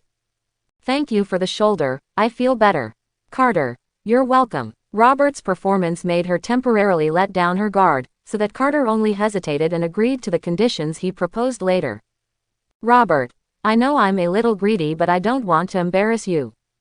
Well, how about you promise me a condition that is within your own ability and does not violate your principles? Looking at Carter with a sincere face, to be honest, Robert felt a little uneasy. I was afraid that my previous performances would be in vain. After just a moment of hesitation, Carter agreed, okay, just think that my condition gives you the motivation to take action. The moment the results came out, Robert knew that he had worried too much. Apparently at this moment, Carter thought that his condition was just for some specialties from his hometown, and no matter how extreme, he just wanted to go home. Sometime after noon, the command to assemble in Robert's military camp began to come out, but this time the soldiers who walked out of the tent did not feel nervous at all. Instead, they walked slowly in groups in the direction of the Union, without any sense of tension on the frontline battlefield, and even bursts of laughter could be heard from time to time in some small groups. It's all because today's gathering of officers at all levels has been notified, and they are gathering to watch the show. This is completely voluntary. If you don't want to watch the show, you can just stay in your bed and not come out. But obviously the bustling scene in the military camp means that few people choose the latter. In this show that has already been revealed to have beautiful girls dancing, those who don't come either have physical problems or mental problems. As a normal person, Robert walked out of his tent, but he didn't expect that Burns, whom he hadn't seen in the past 2 days, was already waiting for him outside. Robert was very satisfied that he didn't bother him for 2 days, so he simply went up to him. Are you going to see the show too? Burns, what if? Robert, I thought you would hold that notebook and practice your marksmanship. Burns, oh, come on. You and I both know that there will be many beautiful girls participating in the show this time. You know, you can practice marksmanship on the front line at any time, but young girls are not always available. Robert, for a very valid reason. Robert was satisfied with Burns's superb consciousness. For a moment, he even felt like he had met a close friend. The two of them walked to the gathering place and talked happily along the way. Burns, you know, it's the most enjoyable when you're on top of a woman. Let me tell you about that stuff. Along the way, Robert and Burns chatted more and more happily. In the end, the topic was so sensitive that they had to hold each other's shoulders and discuss it in a low voice. Hello, sir. Regarding the knowledge taught by Burns, Robert originally wanted to know a more comprehensive process, but he was interrupted by a loud report. Hello, Captain Robert, Colonel Burns. Hello, sirs. Hello, Captain. Dear Nazi nemesis, can you sign your autograph for me? Although Robert lives in this military camp, he usually lives in places where there are more officers. Ordinary soldiers there are not able to enter just when they want. Now that Robert came out to watch the performance, he gave these ordinary American soldiers a chance. They finally saw their idol outside the battlefield, and it was hard not to be excited. Robert looked at the guys surrounding him. If this was a group of young girls, he might be able to accept it, but he didn't want to stay longer with a group of old men. After all, the principle of same-gender repulsion is not unreasonable. Okay, everyone, let's go and concentrate on waiting for the performance. I can see it at any time, but I don't know when the next time I will see those young girls is. After Robert signed a few loyal fans who had already planned and even brought pens and paper, he persuaded the others in a humorous tone. His prestige made almost no one dare to object. The crowd began to disperse, but without exception, they all consciously reserved the best viewing position. Robert followed the path left by the crowd and walked to the middle. Location. Hello, Captain Robert. Captain, please allow me to express my respect for you. There were people everywhere he walked along the way. Although they obeyed the order and did not surround Robert anymore, these American soldiers would still say hello to Robert when he passed by them. Well, hello. Thank you for the compliment. Well, hello. Thank you for the compliment. When people say hello, Robert considers himself not an indifferent person, and he responds to them one by one. Burns. Robert. He was blocked behind a human wall. The American soldiers around him seemed to only have eyes for their idol, Nazi nemesis, completely unaware that a major was being squeezed into a meat pie by them. Robert. Well, hello. Robert, who regarded Burns as a soldier, was about to reply and move on, but he didn't want Burns to grab his clothes. Well, I'm sorry, you guys seem to have squeezed this major. Robert, who saw Burns, kindly gave a warning to the soldiers closest to him. Sorry sir, I'm really sorry, I didn't see you just now. Please forgive. Burns, who was finally noticed by others, finally squeezed out of the crowd and came to Robert's side. He waved his hands to the soldiers who apologized to him. The soldiers who were originally relieved did not expect his next words. Let them break the defense directly. From now on, your daily training standards will be increased 5 times. It turns out that Burns was not waving his hand, but saying 5 times. Robert was secretly amused, but the punished soldiers looked at him with pleading eyes, but he had no choice but to be the first one. Major, calm down. I don't think they did it on purpose. 5 times is indeed too much. How about letting them do twice as much physical training in the next week? After saying that, he winked at the soldiers and signaled them to express their stance. Major, we know we were wrong, please forgive me. The neat apology and Robert's persuasion made Burns finally feel at ease. Burns, since Captain Robert is interceding for you, let's do it twice as much. Yes. The few soldiers who had escaped not only expressed their gratitude to Robert with their eyes, but also hurriedly moved out of the way, fearing that they would cause trouble to the major again. With the lessons learned from the past, the road ahead was extremely smooth, and Robert and Burns were no longer dispersed by the crowds. Arriving at the central position, there was no bench. Robert and Burns just sat on the ground. The soldiers around them quickly imitated their actions when they saw them, especially those in front of them who easily blocked their sight. After sitting down, Burns began to express his dissatisfaction with Robert. To be honest, Robert, next time I participate in this kind of event with you, I might prepare a police platoon to protect myself. As long as you are happy. Robert didn't take Burns' words to heart. He replied somewhat perfunctorily, because the American team had already arrived on the stage above. Are you ready to join me in beating Hitler up? Steve Rogers, the famous Captain America, is of course only famous among children in the United States at this time. The soldiers who were originally looking forward to the beauty's performance were full of malice towards this muscular man wearing the stars and stripes who suddenly appeared. Coupled with what Captain America said at the beginning, the soldiers wanted to laugh when they heard it. You must know that no one wears the stars and stripes to fight on the battlefield, at least not before. They already regarded Steve as a showman, and of course they didn't bother to respect him. The soldiers were more looking forward to the performances of the beauties. After Captain America said his first words at the beginning, the scene fell surprisingly silent, and no one among the thousands of people below responded to him. A little embarrassed, Steve forced himself to calm down and continued, "Okay, is it voluntary?" "That's me, otherwise why would I be here?" Captain America responded this time, but it was obvious that the soldier who spoke was not in good faith. "Ha ha ha, you're right, it's a question only a fool asks, ha ha. Hey, how about we kick this idiot off?" "I agree, hurry up and let the beauties come on stage, and let this fool get off." The crowd said that they didn't know who started it, so they picked up the fruits and snacks they brought and threw them at them. Some people even threw stones. The scene was in chaos. Captain America was embarrassed on the stage using his shield to block the things thrown at him. He wanted to save the situation and shouted loudly, "Don't be like this, brothers. Remember, we are in the same group." However, this did not help.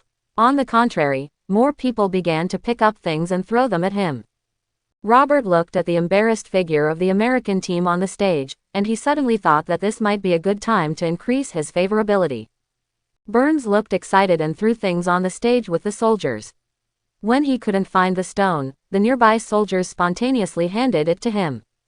He threw it away and shouted, "Get out of here, you fool. If you don't let the girls come up, I'm going to pull out a gun and shoot you. I really hope you don't wet your pants then, ha ha ha." Quote. Looking at the major who was full of excitement and saliva flying everywhere, Robert covered his face with one hand and didn't want to admit that he knew him, but when he thought about his future plans, he still resisted the discomfort and pulled Burns. "Robert, Major, I really don't want to disturb you, but I think you should change sides. I know this man, and I want to help him and give him face." Burns, what? He was a little confused by Robert's big call. He needed some time to process the information. At this moment, Robert stood up and shouted loudly, "Quiet, everyone." His words were so powerful that half of the people in the audience heard them, and those further away who didn't hear clearly were also reminded by their friends nearby. At this moment, silence returned to the scene. Steve on the stage took off the shield in confusion. He saw that the chaotic scene just now quickly calmed down after one person stood up. It seemed that no one dared to make trouble again. Burns, who also reacted at this time, also stood up. At this time, he looked solemn and said with a strong voice, "What do you guys want to do? Are you going to rebel?" His words echoed in the silent field. If it weren't for the drool that Burns didn't have time to wipe off the corner of his mouth, he might look even more majestic now. Robert was very satisfied with his teammates' assistance. After patting him on the shoulder and whispering a reminder, Captain America on the stage said sincerely, "Please continue." Steve, oh, okay, where did I say it? Robert, are you ready to beat Hitler with me? Steve, oh, thank you for reminding me. What I'm going to talk about next is the great plan to defeat the Nazis. Steve was finally able to finish his speech quietly on the stage, and there were only some whispers in the audience, because no one dared to make a mistake anymore because of Robert's intimidation. Burns, who had just finished wiping his mouth, looked at Steve on the stand, then at Robert, and then said, "I didn't expect him to be your friend. I'm really sorry. How about I apologize to him later?"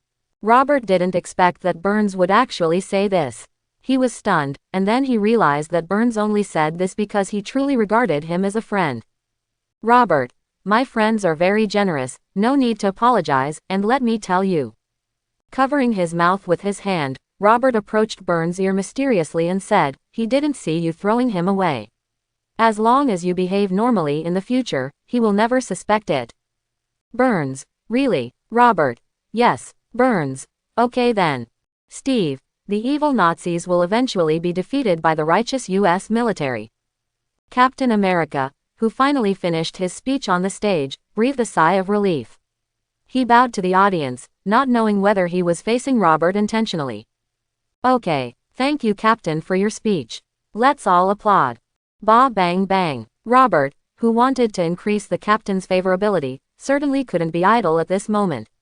He stood up again and took the lead in applauding. The soldiers on the field applauded regardless of whether they wanted to or not. So Steve slowly walked off the stage amidst a round of applause. It is worth noting that when he left, he glanced at Robert with grateful eyes, and Robert responded with a sincere smile. It wasn't until Steve stepped off the stage and the beautiful girls came on stage that he stopped his hypocritical smile, replaced by an even more arrogant evil smile. Robert, ha ha ha, dance quickly, babies, the gentlemen are waiting to see. The scene that was a little dull just now because of Robert's majesty became lively again after he took the lead in demonstrating. Girls, raise your legs a little bit. Yes. That's it, let me have a good look. Hey, the guy in front of you is blocking my view of the beautiful woman. Sit down quickly. Beauties on stage, are you interested in taking a look at your abs after the performance? The constant obscenities, ubiquitous whistles and obscene laughter made Robert feel that he had entered a bandit's den rather than a regular army camp. Perhaps because he ran out of excitement when he was with Captain America, Burns is not yelling or spitting like a madman now, but what he said next. Burns, Robert, what do you think of the second row, third from the left? Robert, it's very beautiful. What's the problem? Burns, you don't like her, do you? If you do, I advise you to change your target as soon as possible. Having said this, he seemed to have regained some of his sanity, and seemed to know that he couldn't beat Robert, so he changed his strategy and played the emotional card. How about you give her to me? Just for the sake of me speaking for your friend just now. Is there a target that attracted me so I didn't scream? Thinking to himself, Robert also took a look at the girl Burns mentioned. To be honest, she was indeed very beautiful, which made him a little moved. Robert would not give up just because of a call from Burns, but when he saw Carter, who stood out from the crowd not far away, waving at him, obviously something was wrong, he had no choice but to give up the goal. It's a pity. Well, I will withdraw from the competition with her. I wish you good luck and a beautiful girl. Before leaving, Robert did not forget to encourage Burns. Don't worry, as long as you don't rob me, no one in the entire camp except Colonel Phillip is my opponent. After speaking, Burns licked his lips, looking like he was sure of victory. Robert's journey out of the crowd was exceptionally smooth. Although the current soldiers' hormones were stimulated by the beautiful women on the stage, it was obvious that they did not dare to get carried away in front of this messenger from hell. After walking out of the crowd, Carter came forward. She looked at the posing women on the stage behind Robert, with a trace of disdain flashing in her eyes. Seeing that Robert didn't forget to look back after he came to her, she felt a little uncomfortable for no reason. If you can't bear to part with this hormone-filled performance, you might be able to stay and watch it. There will even be beautiful women throwing themselves into your arms after the performance. After Carter finished speaking, he turned around and left. Robert, who knew the plot, certainly knew that Captain America would take action soon. Not wanting his plan to fail, he could only reluctantly give up on a newly discovered goal and turned around to follow Carter's pace. Hey, what do you want from me? Robert caught up with Carter and asked knowingly. Carter, who was still angry for some unknown reason, had no expression on his face. When Robert didn't know why he provoked her, Carter said with dignity, "Do you still remember the agreement?" "Oh, of course I remember. So are we going to take action? When? What is the plan?" Robert really couldn't figure out how to provoke Carter, so he simply didn't think about it and directly started to care about the next issue of rescuing the 107th Regiment. When talking about business, Carter, as an agent, would certainly not be emotional. She put on a serious look on her face and said, "The plan is to sneak in and rush in. Because this operation is too dangerous, Colonel Phillip is unwilling to provide any form of support. If he knew even the bar would allow action." Speaking of this, Carter paused. She quickly looked at Robert's face. After finding no fear at all, she nodded secretly with satisfaction and continued. "So our plan will not have any military assistance, we can only rely on you." Robert, he looked confused at the moment, as if asking who else besides him had been invited by Carter. "Yes, Is us. Before Carter had time to answer, a figure came out. He was wearing a pair of red boots. In addition to the stars and stripes on his body, he also held a shield in his hand. Apparently there is only one person in this military camp who can dress like this. Robert. Captain, are you saying we act together? Steve. Yes, don't worry, I won't hold you back. Obviously Robert's words caused some misunderstandings to the American captain who has never been on the battlefield. Robert. I think you misunderstood, Captain. You may not know that I saw you take action on the pier in Southwest New York 5 months ago. Do you know, I didn't know that people could be so strong. I thought if I could ask you, can you sign your name for me? As he spoke, Robert took out the pen and paper and looked at Steve sincerely. However, his operation confused Steve and Carter who were present. Captain America. Oh, I remember. It was me chasing the Hydra killer, wasn't it? Steve, who was the first to break the calm, obviously remembered the doc that Robert mentioned, and Robert continued to act stupid and dumbfounded. Hydra. What Hydra? I just remember what the person you beat up said. When you cut off one head, a second one will grow. It was Steve who wanted to say more, but was stopped by Carter. She changed the subject and said, Hydra is nothing to talk about. They are just dirty fools and not worth our distraction. Now let's talk about how to rescue the 107th Regiment. Soldier's problem. Steve knew that he almost made a mistake, because Hydra is a secret, and only the top brass of the entire US military knew of its existence. Perhaps it was its terrifying strength that forced the top brass to hide their existence, so as not to affect military morale. Robert smiled secretly in his heart at the two people in front of him who didn't want him to know what Hydra existed. He even knew the leader of Hydra 70 years later. If he knew it well, he would probably be the #1 person in the current US military. One person. But this was nothing to show off, so he didn't say anything, but smiled and said to Steve, Then Captain, how about we adopt the tactic of hiding and then storming out? Seeing that Robert was not entangled in the topic of Hydra, Carter and Steve did not mention it again, and Steve was quite satisfied with Robert's proposal. Steve. Just do it. Carter watched from the sidelines as the plan was successfully formulated. Although it looked a bit hasty, she had no doubt that the two of them could succeed. Needless to say, Steve, an enhanced soldier who has used the super serum, has no doubt of his ability, not to mention that this operation involves Robert, the Hell Messenger, who has made countless German soldiers fearful. After Carter went back, he specifically checked Robert's record. It was public content and easy to see. To be honest, after spending half an hour reading it, Carter was beyond shocked. She once doubted whether Robert was a human being, because judging from the public information alone, these were not things that humans could do. The highest kill record in a single day is 609, beheading enemy generals alone, 1 colonel, 1 lieutenant colonel, 0 major, 7 captain, 23 facing a battalion of enemy troops alone hold on to Highland 465 for 10 hours. Each and every brilliant achievement, if one happened to an ordinary person, he would be proud of it for a lifetime. However, it took Carter half an hour to finish reading these things at the speed of 1 glance and 10 lines. Although it was mixed with long words of praise and words that sounded like exclamations from the recorder, it still shocked Carter. Looking at Robert, who was so close, she didn't even know whether to call him a human or a demigod. Perhaps this is the reason why he became a second lieutenant at such a young age. If he had been older and had more experience as mentioned by the old guys who control promotions, it would not be impossible for him to become a colonel with these achievements. Single quote. Carter sighed in her heart. She seemed a little aggrieved for Robert, but when her eyes glanced at Steve, she quickly came back to her senses. She didn't know the reason for this emotion, and she didn't even want to think about it in detail.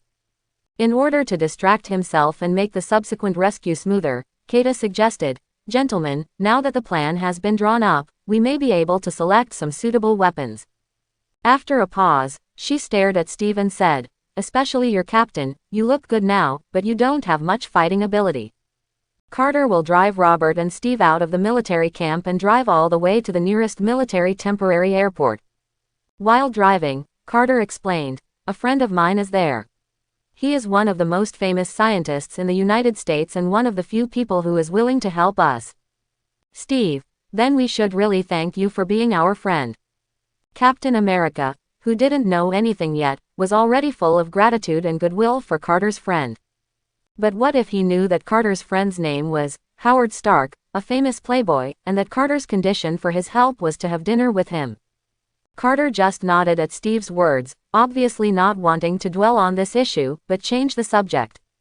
This friend of mine is not only a scientist, but can also provide us with the most advanced weapons. At the same time, he is also a good pilot. He can also help us enter the enemy's hinterland, so that you two can take action. Steve, a perfect plan. Steve and Carter were basically talking along the way, while Robert sat in the back and rarely said a word. After all, he may have talked too much to Carter at this time, which caused a gap between the American teammate who admired Carter and himself. This is undoubtedly not conducive to Robert's plan. The night gradually began to fill the air, and Robert, the captain, and the other 3 people successfully passed the inspection of the military airport and sneaked in. Maybe he felt it was too boring not to talk, Carter explained to Steve and Robert. This is the only airport I have access to. The original intention was to make it easier to travel to New York from here, but apparently they didn't mind letting me change my route without their knowledge. Steve, if this gets you into trouble, I guess we can drive there and it'll be fine. The big warm man beauty team was obviously afraid that his sweetheart would take responsibility. He originally wanted to make the decision by himself, but suddenly realized that Robert was beside him. Steve, who thought he was not as important as the Hell Messenger, yet couldn't help but look at him with questioning eyes. Robert, it doesn't matter, I don't care. Carter saw that Steve really meant this, and Robert didn't object to her speaking out in a hurry. Listen, gentlemen, as long as you don't run away while you're in action, no one will find out. Seeing that Steve was still worried, she emphasized, when you successfully bring the survivors back, it won't be a big deal even if you are discovered, but if. Obviously her words successfully changed the topic. When Steve heard Carter say, if, he understood that she meant that if the action failed, she would definitely be implicated. Steve, there are no ifs. I will definitely be able to bring James and the soldiers of the 107th Regiment back. I will use my life as a guarantee. Carter was obviously relieved. She obviously didn't want the price she paid to go to waste, and if Captain America drove or walked over, the rescue time would undoubtedly be greatly delayed. You must know that the place where the soldiers of the 107th Regiment are detained is 30 kilometers behind the tightly defended enemy. Although she does not doubt the strength of the 2 men, there is obviously no need to waste that time. Park outside a hangar. Carter, we have arrived, gentlemen.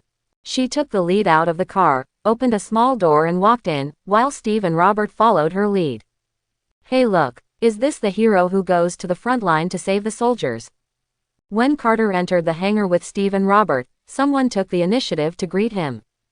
Carter, Howard Stark, he is the friend I said is willing to help us.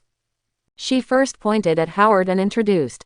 Steve, who was wearing the stars and stripes, was obviously more proactive. He stepped forward to shake hands with Howard and introduced himself.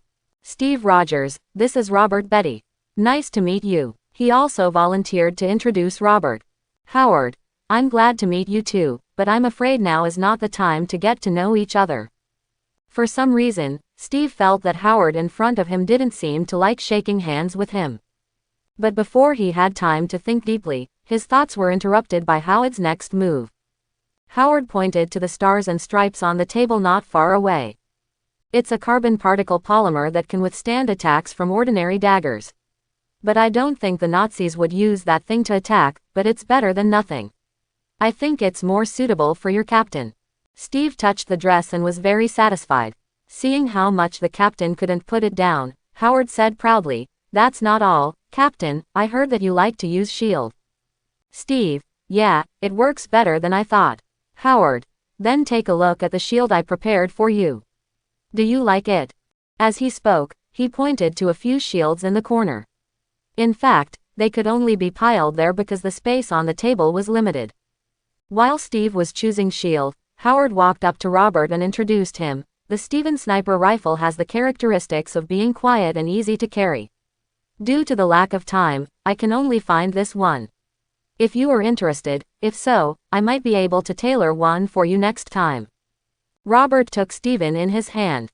To be honest, He didn't know where Howard got this weapon. He had never heard of it in his previous life. However, he was too lazy to dwell on this. Instead, he was interested in what Howard said about building a weapon for him personally, and glanced at the captain who had already selected the shield. Robert stared at the remaining few extra shields and said, "I think the captain doesn't need those extra shields. If my guess is correct, they are not ordinary metal, right?" Howard was a little confused at first and didn't know why Robert asked this question, but it only took him a moment to react. And tentatively said, "Of course they are not ordinary metals. In fact, I have very little stock of that metal. You don't want to use them to make a gun, do you?" If Robert really thinks so, Howard will be in trouble, because the metal used to make Steve's shield is not only very small, but also difficult to make into guns with current technology.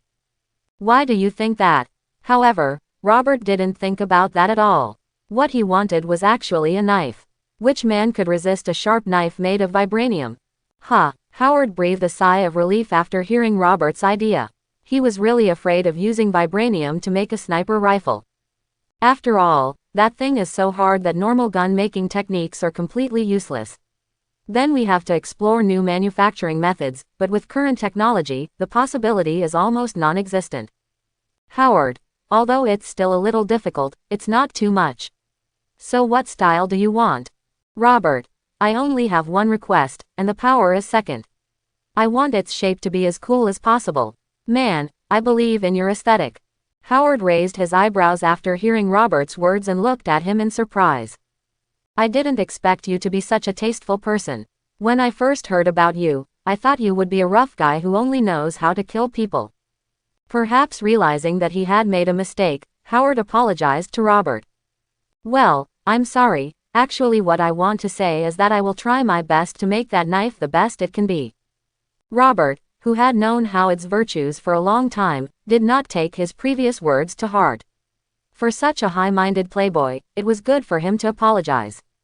Perhaps compared to his son, the more famous Tony Stark in later generations, Howard is relatively low-key and easy to get along with. Robert, I think we can become friends after this operation, so there is no need to apologize for these little things. Howard, then I hope your operation will end soon. Steve, don't worry, that's absolutely true. Steve, who had already changed into a new combat uniform, joined in the conversation. The three of them originally wanted to chat a few more words, but Carter looked at his watch at this time. I don't want to disturb your chat, but if we don't take action soon, it will be dawn. At that time, flying a small military plane that cannot be armed with any ammunition will be tantamount to. She didn't finish her words, but she succeeded in reminding everyone. Howard, oh, I'm so sorry to keep you waiting, ma'am. He looked at Robert and Steve with a pity expression. It looks like we have to wait for some time before we can talk freely. I hope it won't be too long. Robert, that'll be quick. Trust me, what do you say, Captain? Steve, Robert is right. I won't keep my future friends waiting. Carter, then get on the plane and go. She took the lead and boarded the small military transport plane that had been prepared. Of course, she was not the one driving the plane. Steve watched Carter's movements and hurried to follow. Robert and Howard were the only two people present. Looking at Carter and Steve who had left, Howard complained, "How can the plane get out without opening the door to the hangar? How can we break it open?" Robert, maybe that's a good idea. Joking, Robert and Howard opened the hangar door together and then boarded the plane together. It would take at least 20 minutes to fly from the military airport where Robert and the others were located to the expected air landing location. Howard made a joke on the plane at this moment. Captain, you were right. We did have the ability to talk freely very quickly, but I never thought that this would happen before the rescue operation started. Steve, I thought so too, but obviously we ignored the time on the plane. As time went by, Robert also joined the chatting team. They chatted happily at first, until Howard suddenly asked Carter, who didn't speak much. Agent Carter, if you are not in a hurry to go back, we can go to Lucerne and eat the famous hot pot there. Visibly, the atmosphere at the scene began to quiet down, and Carter looked a little flustered and glanced at Steve with a bit of embarrassment. After a few seconds of silence, Steve couldn't help but ask stiffly with facial movements. You, want to eat hot pot. However, Carter did not answer. Instead, he took out 2 small boxes and handed them to Steve and Robert while explaining. This is a signal transmitter. As long as you turn it on, we can find you through the signal. Robert, thank you. Taking the small box, Robert stuffed it into his pocket without looking at it, and then lay down next to him without saying a word. He started to do this when Howard asked the question, because it was obvious that now was not the time to talk. Carter nodded to Robert's thanks, but Steve on the side didn't give up and wanted to continue asking. About that thing just now. Unexpectedly, before he finished speaking, the German troops on the ground discovered the enemy plane at the right time. They poured anti-aircraft guns upwards. In order to avoid Howard, they could only swing left and right, so they stopped talking. Steve looked at Carter across from him, who had not answered his question from beginning to end. He didn't know whether he was sulking or worried about Howard and her safety. Anyway, he suggested to Robert, "How about we just go down from here and let them return home?" "Robert, just do it." As soon as Steve's words came out of his mouth, Robert walked to the door of the cabin, opened the door and jumped out without even thinking about it. "Carter, come back quickly, our plan is to send you to the door of the opponent's base." Carter, who was distracted for some reason, didn't come back to his senses until Robert jumped down. "I'll go with Robert. After I jump down, you can go back from this hellish place." "Carter, you can't give me orders, our plan is at the gate of the enemy's base." "Steve, why not? I'm Captain America." After saying that, he also jumped off with his parachute bag on his back. So far, only Howard and Carter were left on the plane. The enemy's anti-aircraft artillery cannot output all the time. It always needs to replenish ammunition. Howard took this opportunity to increase the flight altitude and rushed towards his own base as quickly as possible. While running away, he still had time to talk. "Carter, shall we go to Lucerne for hot pot later, or shall we go back to New York for steak?" "Carter, sorry Howard, I'm not feeling well today, how about another day?" As she looked at Howard's back, Carter had a headache and remembered that she had agreed to have dinner with Howard in exchange for his help, and her tone couldn't help but soften a lot. "Carter, just tomorrow. I think I will be much better tomorrow." She originally thought her words would make the dude flying the plane in front of her happy, but she didn't expect that Howard refused this time. "You should have a crush on Steve, right? Kindness." Carter gave an affirmative answer to his question without thinking. "Howard, originally, I wanted to take this opportunity to spend the night with you, but it seems I have no chance. Let's forget about dinner. I think I should change my goal." His words undoubtedly removed a stone that was weighing on Carter's heart. Although it sounded like being abandoned, Carter, who was in a happy mood at the moment, didn't care at all. "Howard, you're such a good guy. If Robert were here, after listening to Carter's words, he would definitely reject this card, which is usually only awarded to honest people, but Howard was from 1943 after all, and he had no such concept.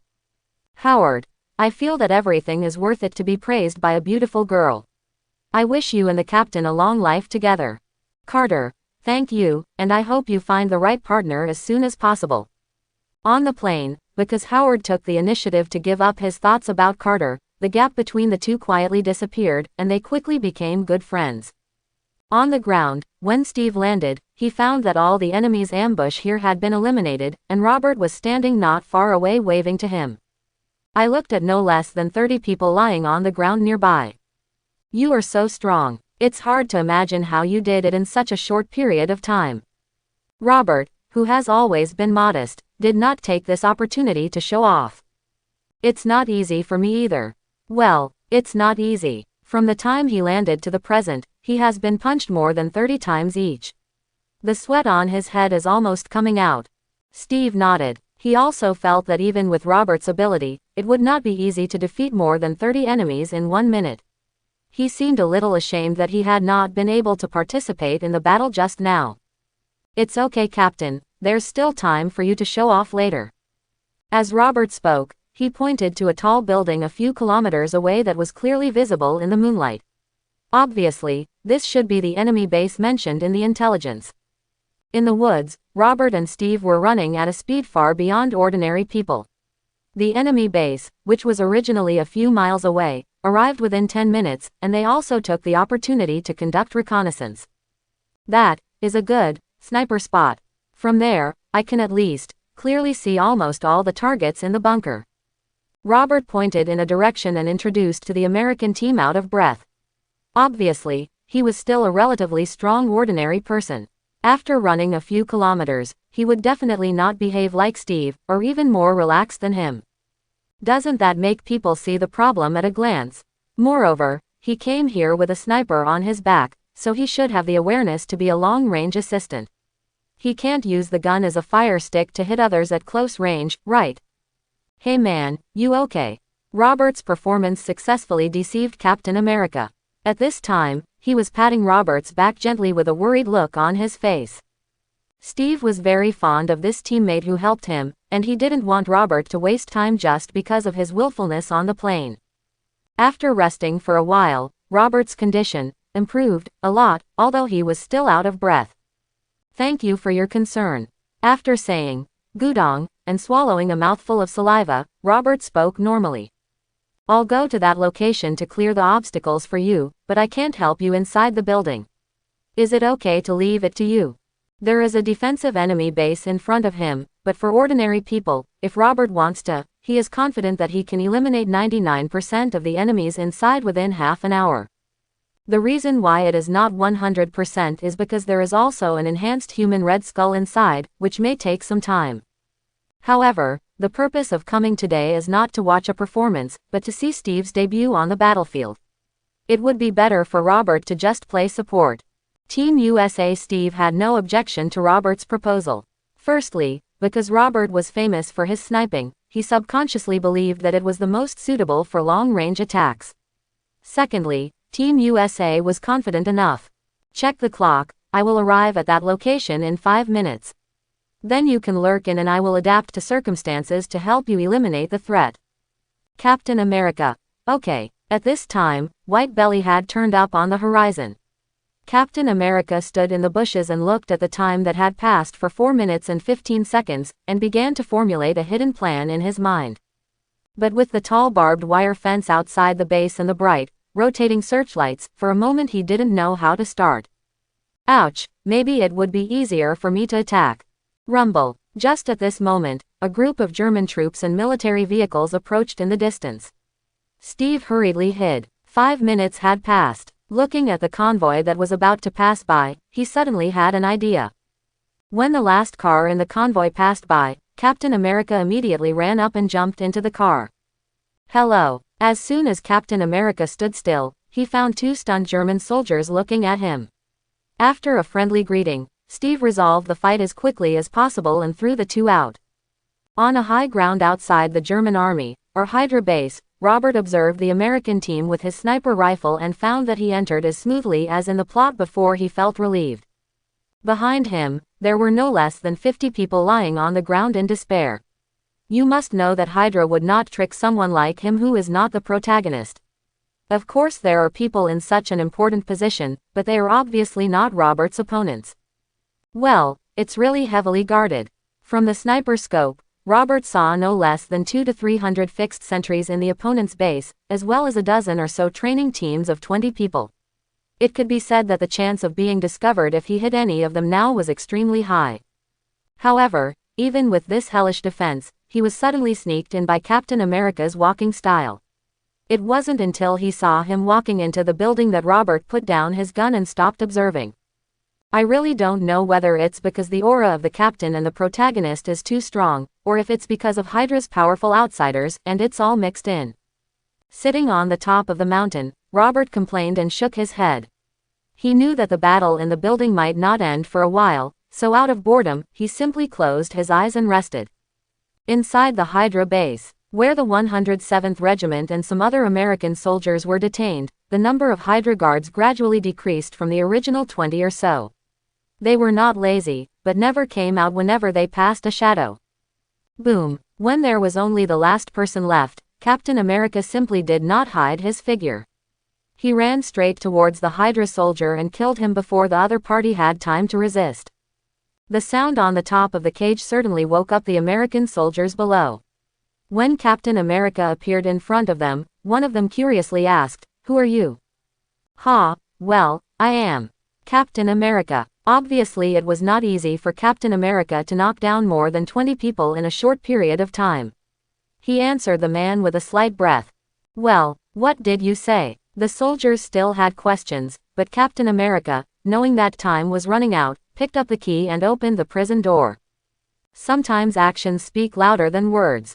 When he opened the door, the captured U.S. soldiers didn't ask any questions about their identity. After almost everyone was released, Captain America glanced around and found that there was no one he was looking for. He asked with the last glimmer of hope. Is there anyone else? I'm looking for Sergeant James Barnes. Do you know where he is? But everyone that Captain America saw shook their heads. When he was about to give up, a person nearby gave him the last place in the base where American prisoners could be found. There is an isolation cell in the base, but no one can get out alive. Steve, okay, but even if the hope is slim, I have to try. That's my best friend. The person who just spoke shook his shoulders, trying to persuade him not to have too much hope, but the words came out as good luck. Steve nodded firmly, then told a few people around him the direction of the door, and then planned to go find his friend Barnes by himself. Wait, are you going alone? In response to doubts, Captain America replied in a joking tone, of course. I've beaten Hitler more than 200 times, it's not difficult. As soon as he finished speaking, he hurriedly left, leaving behind a group of bewildered soldiers. Oh, right, Steve, who was running far away, suddenly remembered something and shouted to the people behind him, Robert is waiting for you outside. Follow the messenger from hell and beat up the Nazis outside. What? The messenger from hell is here too. I don't think he's lying. Then what are you waiting for? Go ahead. Hell's messenger is here to save us. Everyone rush outside. Rush. Chapter 11. Outside the Hydra base, the sky was already bright. Robert was lying on the mountain not far away and sleeping comfortably with his sniper rifle in his arms, but then, boom, a very loud explosion, accompanied by intermittent and gradually increasing gunshots, successfully woke Robert up. Well, so fast. Robert, who was in a deep sleep just now, was suddenly awakened. His brain had not yet recovered, and he did not really wake up until 2 seconds later. He stuck his head out to take a look at the situation, and found that the Hydra base underneath was still in chaos. Several hundred American prisoners of war in somewhat tattered clothes rushed out of the building and started to attack the completely unaware Hydra soldiers outside. Sneak attack. You really deserve to be beaten. Why did you feed the prisoners so much? Do you want them to have enough strength to beat you? Robert raised his gun and complained while sniping at the Hydra below. To be honest, he felt like he was playing a game right now.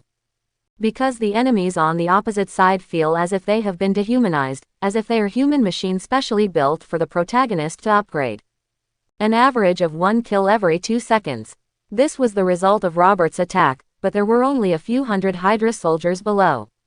Under the attack of hundreds of wolf-like American prisoners of war in Robert's attack, the enemy's effective strength was actually only 10, annihilated within minutes. After shooting the last person, Robert stood up. The 500 rounds of ammunition he originally brought were almost all used up. It's really not that difficult. I feel like this Hydra is not as strong as the regular German army. No wonder it only dares to engage in some shameful things. Due to Robert's participation in the battle that was supposed to last for an hour or two ended very quickly. Leaving the high ground that was useless after the enemy was eliminated, when Robert appeared in the military camp below, the scene immediately erupted into loud cheers. At first, Robert did not hide his figure, so he approached the base controlled by American prisoners of war in such a swagger. Hey, who is that? I don't know, it's too far away to see clearly. Maybe it's an enemy. How about we shoot him? A group of captive American soldiers who were the first to discover the abnormality pointed their guns at the people at the door like frightened birds. Hey, do you remember? The man who rescued us just now said that the Hell Messenger also participated in this battle. As more and more US troops observed abnormalities at the door, a person suddenly reminded them just as they were about to shoot the suspicious person. Yes, there are messengers from Hell joining the battle, so I wonder why those German troops fell in droves. I also remembered that when I was fighting with a guard just now, he was suddenly shot in the head. I thought it was one of you who helped me. Look at the German troops underground. Most of them are shot in the head with one shot. This is exactly the fighting style of the Hell Messenger. I was lucky enough to fight with him. The US military who finally came to their senses began to gradually put down their guns, but some of the more vigilant ones still opened the safety and were ready to shoot at any time. That person who has seen the Nazi nemesis, go up and confirm. An obviously higher-ranking American prisoner of war ordered the last person to speak. After all, he was behind the German army. The soldier who was called just hesitated and went because there were so many people behind him and he couldn't disobey orders. Robert was a little surprised. Why were the people from the 107th Regiment on the opposite side still waiting there, rushing out before the other party could react? Are they still waiting here to be surrounded? After waiting in place for a few seconds, Robert saw that the prisoners of war still had no intention of taking a step forward. He looked at their wary eyes and patted his head. Oh, how could they forget that they can't even see me with their eyesight?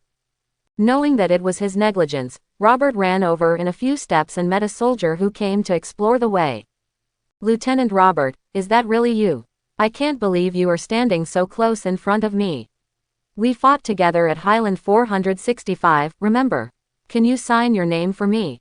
As soon as the soldier who captured and explored the path approached Robert, he realized that it was really the messenger from hell that he admired, and he immediately said a lot of words. Robert and I are here to rescue you together with the captain, but we are not out of danger yet. Let's talk about these things after we break out of the German position. Soldier. Oh, okay. Then Robert and the soldier came to the American prisoners of war in the base. Now everyone had put down their guns, because there was more than one person who knew Robert, but they just didn't say anything. Kyle Gold, thank you for saving my life, Lieutenant Robert. But I think it's not the time to talk now, it's better to break out before the other party can react. Robert was the first to meet the most prestigious man among the prisoners of war. This can be seen from the fact that he stood at the front of the team and the other soldiers looked at him. Finally, I met someone who understands. The leader among the prisoners of war had this kind of consciousness, which also saved Robert a lot of words. You're right, Kyle. Now take your soldiers and take over all the German equipment outside, especially those tanks, to see who can drive them. As soon as Robert finished speaking, several people raised their hands and said that they could drive these tanks. Out of respect for Kyle, Robert did not directly intervene in the management of the prisoners of war. You guys wait for me outside for 15 minutes. Boom. Before Robert could finish speaking, a violent explosion occurred at the German base in front of him. He quickly lay down to avoid being injured by the shock wave. The entire explosion lasted for 5 minutes. Robert lay on the ground and waited for the explosion to subside before he raised his head and looked at the building not far away that was full of oppression just now, but now turned into a sea of flames. Robert looked at his feet and felt lucky. Fortunately, the Red Skull didn't plant a bomb on the ground outside the base, otherwise he would have been able to play with it. I guess we don't have to wait for you outside now, right? Kyle looked at the blown-up Hydra base. Even though he had just gotten up from the ground and there was still a lot of dust on his face, he still remained optimistic.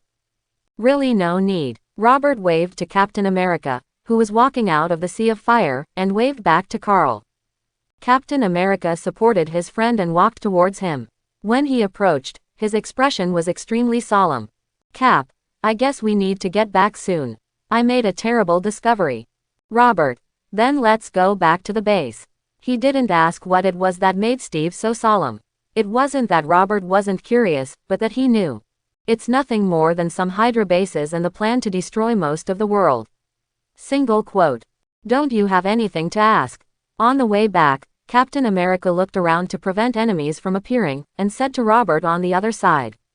I will know what I should know sooner or later, but it is useless to think about what I shouldn't know. Robert was beside Captain America and answered Steve's question nonchalantly. What he said was extremely perfunctory, not because he did it intentionally but because something attracted his attention. Is there something going on? Captain America looked at Robert, who instantly picked up the weapon and took aim. He also realized what happened, so he quickly picked up the shield and said. In Robert's sight, there was a large group of dark figures, at least 1,000 people, and among them there were no less than 20 tanks and armored vehicles. Robert, who originally thought that following Captain America would be protected by the protagonist's halo, had not replenished his ammunition at all after fighting the first wave, and now he only had less than 100 bullets left. The captain asked everyone to form a defense on the spot. Another battle is coming. Robert secretly thought, careless, this was on the battlefield. Perhaps the recent actions were so smooth that he got a little carried away. Sometimes he even ignored the problem that he would die and played the battlefield like a game. Attention everyone, if there are enemies ahead, stop immediately and form a defensive formation. Captain America hasn't reacted yet, or he has no command experience yet, but Kyle is obviously not a commander who just went to the battlefield. He reacted immediately after Robert discovered the situation. There are hundreds of U.S. military prisoners of war in total. The battle at the Hydra base just now did not cost them much. In addition, they now have high-tech weapons manufactured by Hydra using the Tesseract, and their chances of winning are undoubtedly high. A minute later, Robert could clearly see the enemy troops without the help of a sniper scope. There were thousands of them, but they were all in a hurry-moving posture. The prisoner of war soldiers who had already hidden themselves had all opened their safety guards and could launch an attack with just one order. Stop. A commander in the German army noticed something strange and immediately stopped advancing. After all, there were hundreds of American prisoners of war, and the time was short. In addition, they were driving big tanks made by Hydra. As long as they were not human, you can see even if you are blind. There are enemies ahead. The leading German commander had a blood hole on his head, which was the bullet fired by Robert's sniper rifle. Bang, bang, bang, 3 consecutive shots, and Robert's extremely fast reloading shocked everyone around him. You must know that this is not just fast, but one person falls down every time a shot is fired. Attack. Kyle was not an ink-spotting person either. After experiencing a brief surprise towards Robert, he made a decisive decision and launched an attack while the enemy was not yet stable and the front of the team was even a little confused. The American team also followed the charging team to attack, and Robert was the only one left. He had very few bullets, so he was unable to achieve sustained firepower output. He can only try his best to find high-value targets, which means that he is not the protagonist of this battle. It's our turn to perform. Come on, baby, give the fool opposite you a big surprise. The tank captured from Hydra emitted the excited sounds of the U.S. military driving it. This was all because the blue energy cannon fired by their tank could instantly devour the enemy on the opposite side without having to reload. The 2 Hydra tanks took the lead in the battle. They were indeed weapons made with the power of infinite raw stones. Even though the energy they carried may not even be 1/1000th of that of the raw stones, they were still able to knock out an enemy German tank with one shot. The 2 tanks destroyed the enemy's armored force within 10 minutes, at the cost of only losing 1 Hydra tank. In the infantry battle, the American team was also killing everyone. The weapons in the hands of the American prisoners of war were several levels higher than those in the hands of the Germans. Coupled with Robert's cold shots from time to time, the situation on the battlefield was almost a direct confrontation. It is developing in a one-sided direction. At the U.S. military rear base, Colonel Phillips' face was surprisingly gloomy at this time, but he still had to read what he considered a report. Congressman Brandt, I regret to report to you that Captain Steve Rogers disappeared behind enemy lines on the 3rd of this month. Aerial reconnaissance found nothing. At this point, I regret to announce that Captain Steve Rogers was unfortunately killed in action. At this time, Carter appeared outside the command tent and happened to hear the contents of the report. There was no expression on her face. Another telegram was sent to the president's office, saying that Captain Robert disappeared behind enemy lines with Captain Steve on the 3rd of this month. The reconnaissance plane has not yet found any trace. It is temporarily determined that he is missing or. Speaking of this, Philip fell silent. He thought of the subordinate he loved very much. He turned around unconsciously and found Carter standing outside the tent. Only then did Philip squeeze out the words through his teeth. It is temporarily determined that he is missing or dead. He will not be able to participate in the award ceremony held this month. Carter noticed Philip's angry look, but she still reported the latest situation. The last aerial reconnaissance has returned and still has not been found. When he heard the first half of the sentence, Philip picked up the investigation report with the last glimmer of hope. but after discovering that there was still no news, he couldn't help but throw the report in his hand on the table. "Corporal, go make some coffee." "Corporal." "Yes, sir." Philip was furious now. It was the woman named Carter beside him who caused him to completely lose hundreds of soldiers and the Nazi nemesis, for whom he had high hopes. Before training people, Philip still considered Carter's face and deliberately pushed away the corporal who had just sent the telegram until he left. Only Philip and Carter were left in the command tent. "I can't touch Howard Stark. He is rich and is our main supplier of weapons, but you are not." Faced with Philip's reprimand, Carter still insisted. "I don't regret my decision, sir. I'm sure Steve and Robert feel the same way." "Philip, do you think I care what you think? I once trusted you so much, but now America's national treasures and heroes and other soldiers have died in battle, just because." When he said this, Philip paused, then looked at Carter's face and said without mercy, "Just because you like Steve, you let our hero Nazi nemesis accompany him on his adventure, just to give the national treasure a greater chance of proving himself, right? Carter, I am sticking to the faith in my heart and have absolute confidence in them." Faced with her stubborn look, Philip gritted his teeth and threatened, "When your department is abolished, I hope you can still stay optimistic." The conversation between the two fell into silence. Carter had a firm expression, while Philip had an angry look. What broke it all was the exclamation of the soldiers outside. "Look, who are those people? Can't they be enemies?" The person who said this was quickly refuted by his companions. "Didn't you see the US military uniforms they were wearing? Besides, how dare the Germans come here so arrogantly? Hey, I know some of these people, they are from the 107th Regiment. I saw it too, that's the messenger of hell, he's back. Let me see, let me see. It's him, it's really him, the messenger of hell, he has created a miracle again." The increasingly loud shouting outside successfully attracted Philip's attention. "What happened to the guard?" "Guard, sir, they seem to be saying that Captain Robert and Captain Steve are back." "Philip, what?" After hearing the news, Philip walked out of the tent in 3 or 2 steps. Carter beside him was not slow to react. She was even faster and even walked in front of Philip. At the gate of the U.S. military base, Philip saw the return of the prisoners of war led by Robert and Steve through the gap deliberately made by the surrounding soldiers. "Philip, I knew how this kid could die. He is a myth." Carter stood next to her. She, who had always been strong, was rarely red-eyed at this moment. Philip, who was beside him, also realized that she had been under too much pressure recently. At this moment, after seeing Robert and most of the soldiers of the 107th Regiment return safely, his eyes most of the anger could not help but disappear. "Philip, I think your persistence may be right sometimes." He couldn't do it to apologize to Carter, but there was nothing wrong with expressing his apology in a tactful way. At this time, Steve also walked up to Philip.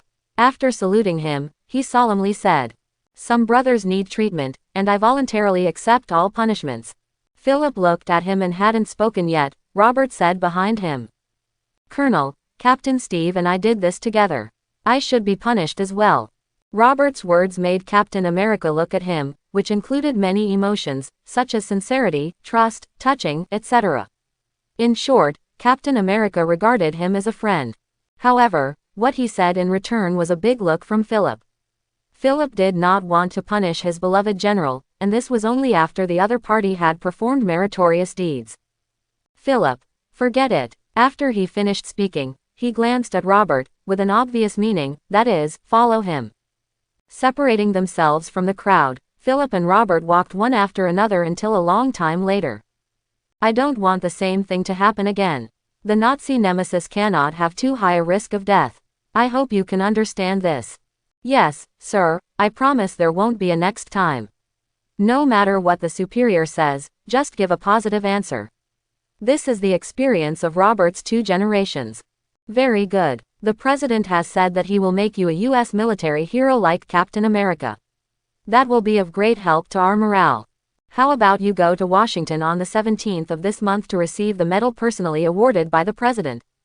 Follow your instructions. An extremely firm answer. No one knows how perfunctory Robert was in his heart. He was just dealing with his superiors now. What he wanted had always been power. He had no interest in the medal of the United States at all. Hey, let's cheer for Captain America.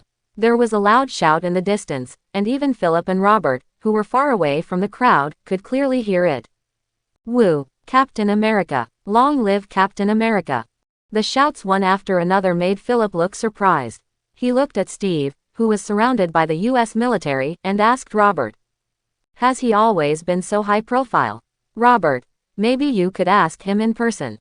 On the 17th, in Washington, the capital of the United States, the President of the United States held a press conference at the White House to personally award the Medal of Valor and the more precious Medal of Honor, which is almost proof of the highest achievement of American military personnel.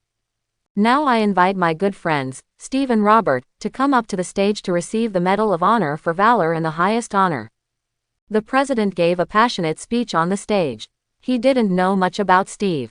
He only knew that he was an enhanced soldier created through the super serum. Even the President of the United States didn't know how strong he was. It's not that he can't know, but he doesn't want to. After all, people's energy is limited. He is already so busy dealing with various things every day that he has no time to pay attention to Steve. He only has one victory. But Robert was different. As the President of the United States, this hell messenger had been a close friend of his for a long time.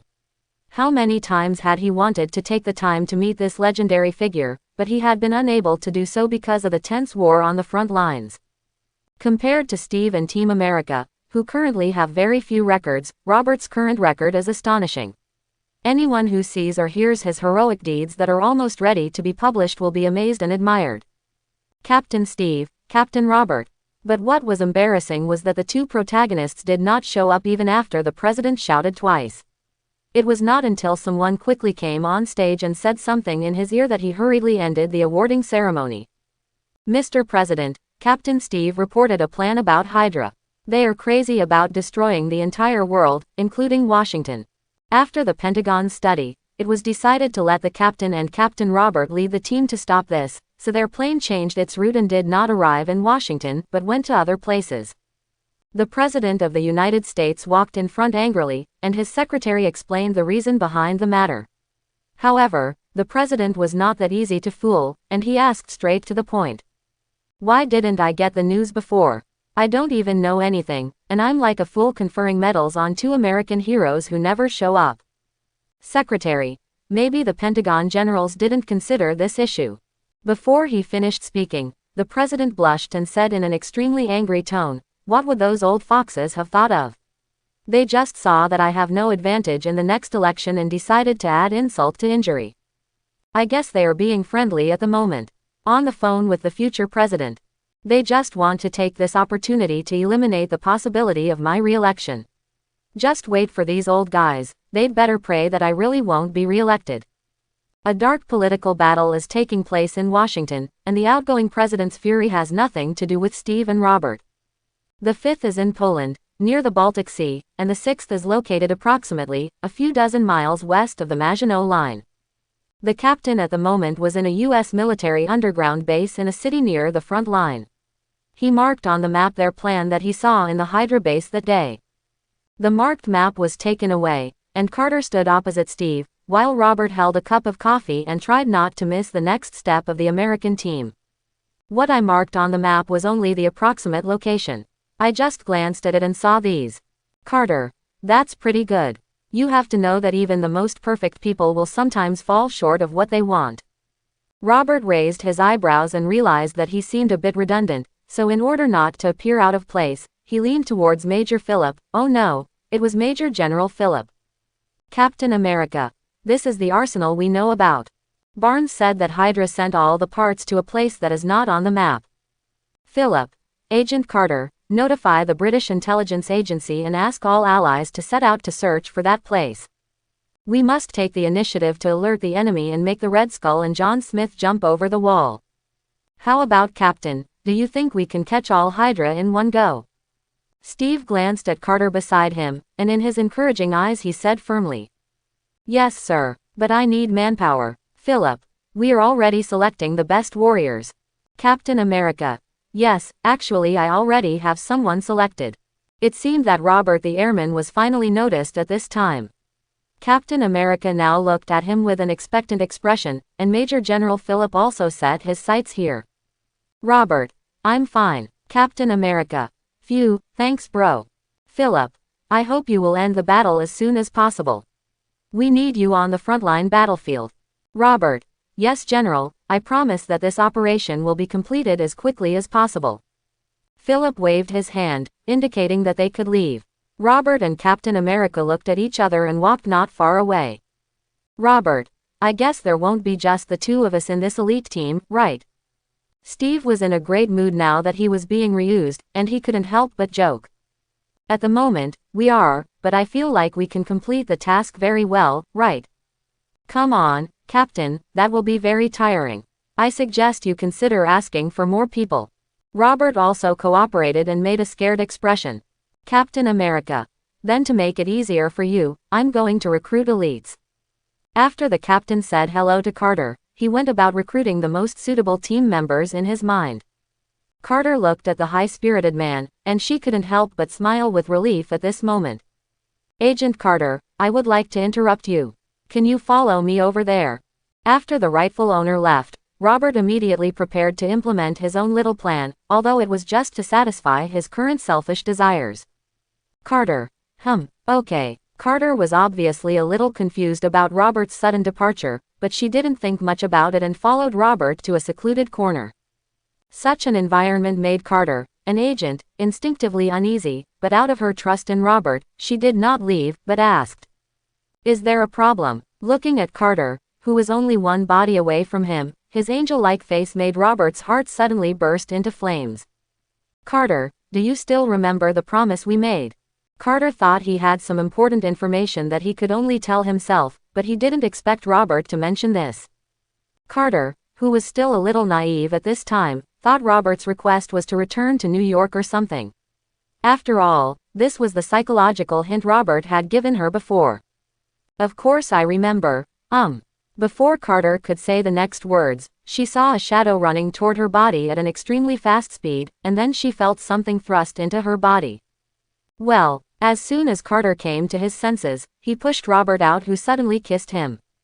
What are you doing? At this moment, her face was rosy and she was staring at Robert with an angry expression.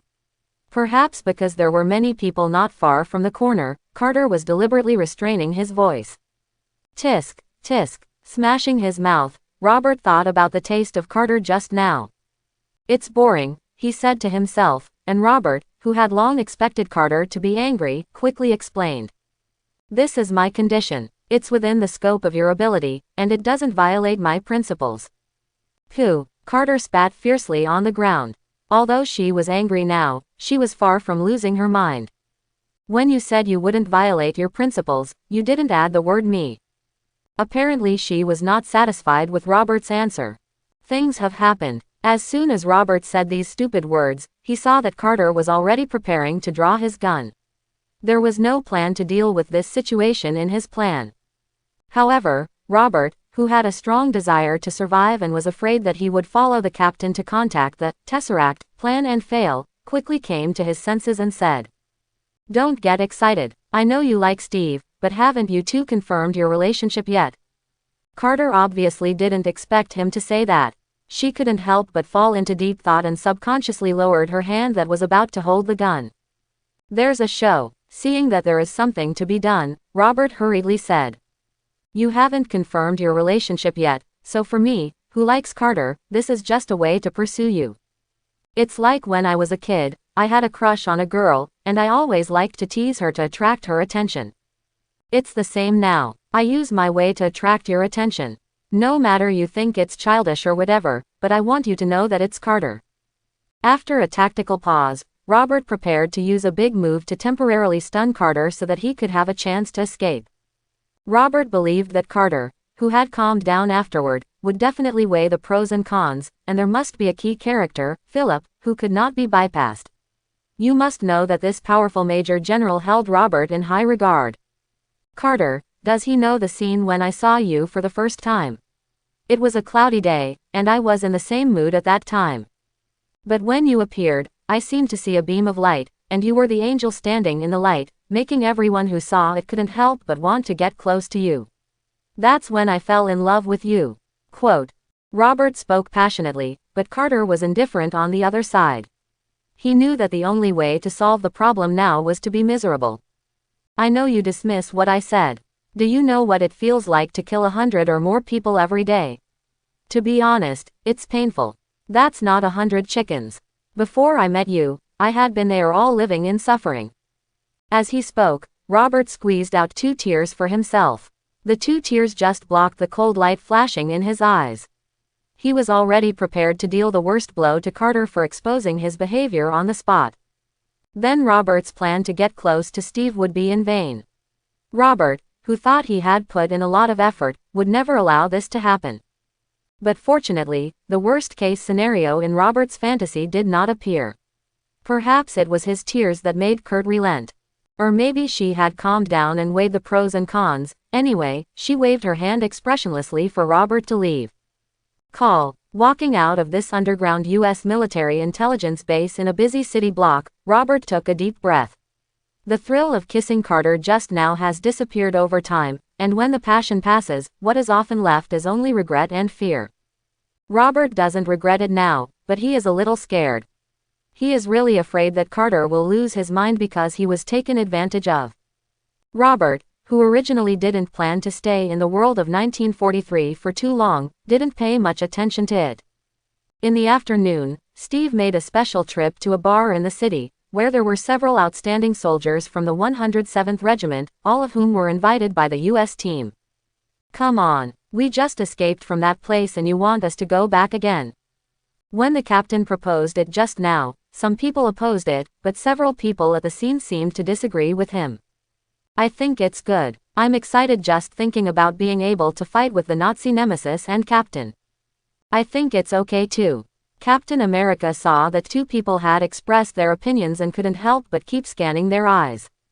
"Count me in. I'll join in too." When Captain America's eyes rested on a black soldier, he didn't say he refused or agreed, but asked the captain to do something for him. "Black man, you can make me work hard, but Captain, you have to do something for me." Steve frowned. He obviously wouldn't pay too much for this, but he still planned to ask before things became clear. "Steve, can you tell me what it is? I hope it's within the scope of my ability." However, he still took the vaccination in advance to prevent the soldier lion from making random demands. "Black man, yes, you can do it. My condition is that you have to buy me another drink." As he spoke, he handed the empty cup in front of Steve. Captain America obviously didn't expect that his request was so simple. When he realized it, he couldn't help but smile. "No problem, mate, that's not too much to ask." Captain America smiled, picked up his glass and walked towards the bar. "Please give me another glass of wine as a thank you." Can he really drink again? In the shocked tone of the waiter, Steve refilled his glass of wine and brought it to the black man, who kept his promise and immediately expressed his willingness to continue fighting with him. After taking care of the other members of the elite team, Steve was in a good mood. He couldn't help but walk to the other candidate who was the most certain one in his mind. "James, let me guess which fools agreed to serve you on the battlefield again." He had a teasing tone, and he might be a little unhappy if the captain was replaced by someone else, but the current person was James Barnes, one of his best friends. "Captain America. Then are you willing to go on an adventure with the biggest fool?" "James, come on. That little guy from New York never runs away. I have to watch him." His words undoubtedly made Captain America feel gratified. In fact, it has always been his dream to fight alongside this friend. Robert sat in the corner, holding a glass of red wine in his hand, taking a sip from time to time. It felt really wonderful. "It would be great if I could have another plate of fried peanuts." Captain America brought James over, and Robert couldn't sit still anymore, so he naturally stood up and went up to him and asked, "How is the recruitment of the team? Do you need me to ask General Phillip for some people?" Steve coughed, and the people who had just agreed to fight alongside him all looked over. There were 5 people in total, plus James, 6 in total. These are all elites in the 107th Regiment. Robert has seen them before. Captain America was very satisfied with the personnel he had recruited, so he confidently replied to Robert's question. "Obviously without General Phillip's help, our team was actually formed just now." "Dang, dang. The sound of high heels hitting the ground came from outside the tavern. As the owner of the sound walked into the house, almost everyone turned their attention to her. Carter made a stunning appearance in a red dress. Her hot figure was finally no longer hidden by the military uniform and looked so dazzling against the dress. However, among the many gazes, Robert was the only one who looked away. Although he was not afraid of anything, the act of forcibly kissing Carter yesterday was already the limit. If he did any more excessive actions, he was really afraid of affecting the development of the plot. It may affect his ability to contact the Tesseract and prevent him from being frozen until the 21st century. These 2 points alone make Robert afraid to move. Agent Carter. Looking at Carter, who was walking straight towards him, Steve's eyes flashed with surprise. When he came to his senses, the man had already come closer, and he quickly said hello. Carter. Well, Captain, General Philip asked me to ask you, have you recruited the people you want? Steve seems to prefer working on actions rather than words. Guys, should you get up and let our commander take a look at you? After Captain America's shout, all the people he had recruited stood up and looked at Captain America, even James was no exception. Carter. What about Mr. Nazi Nemesis? Why are you still sitting here? I remember you promised the captain yesterday. After Carter entered the house, Robert ran back to the corner where he had just been.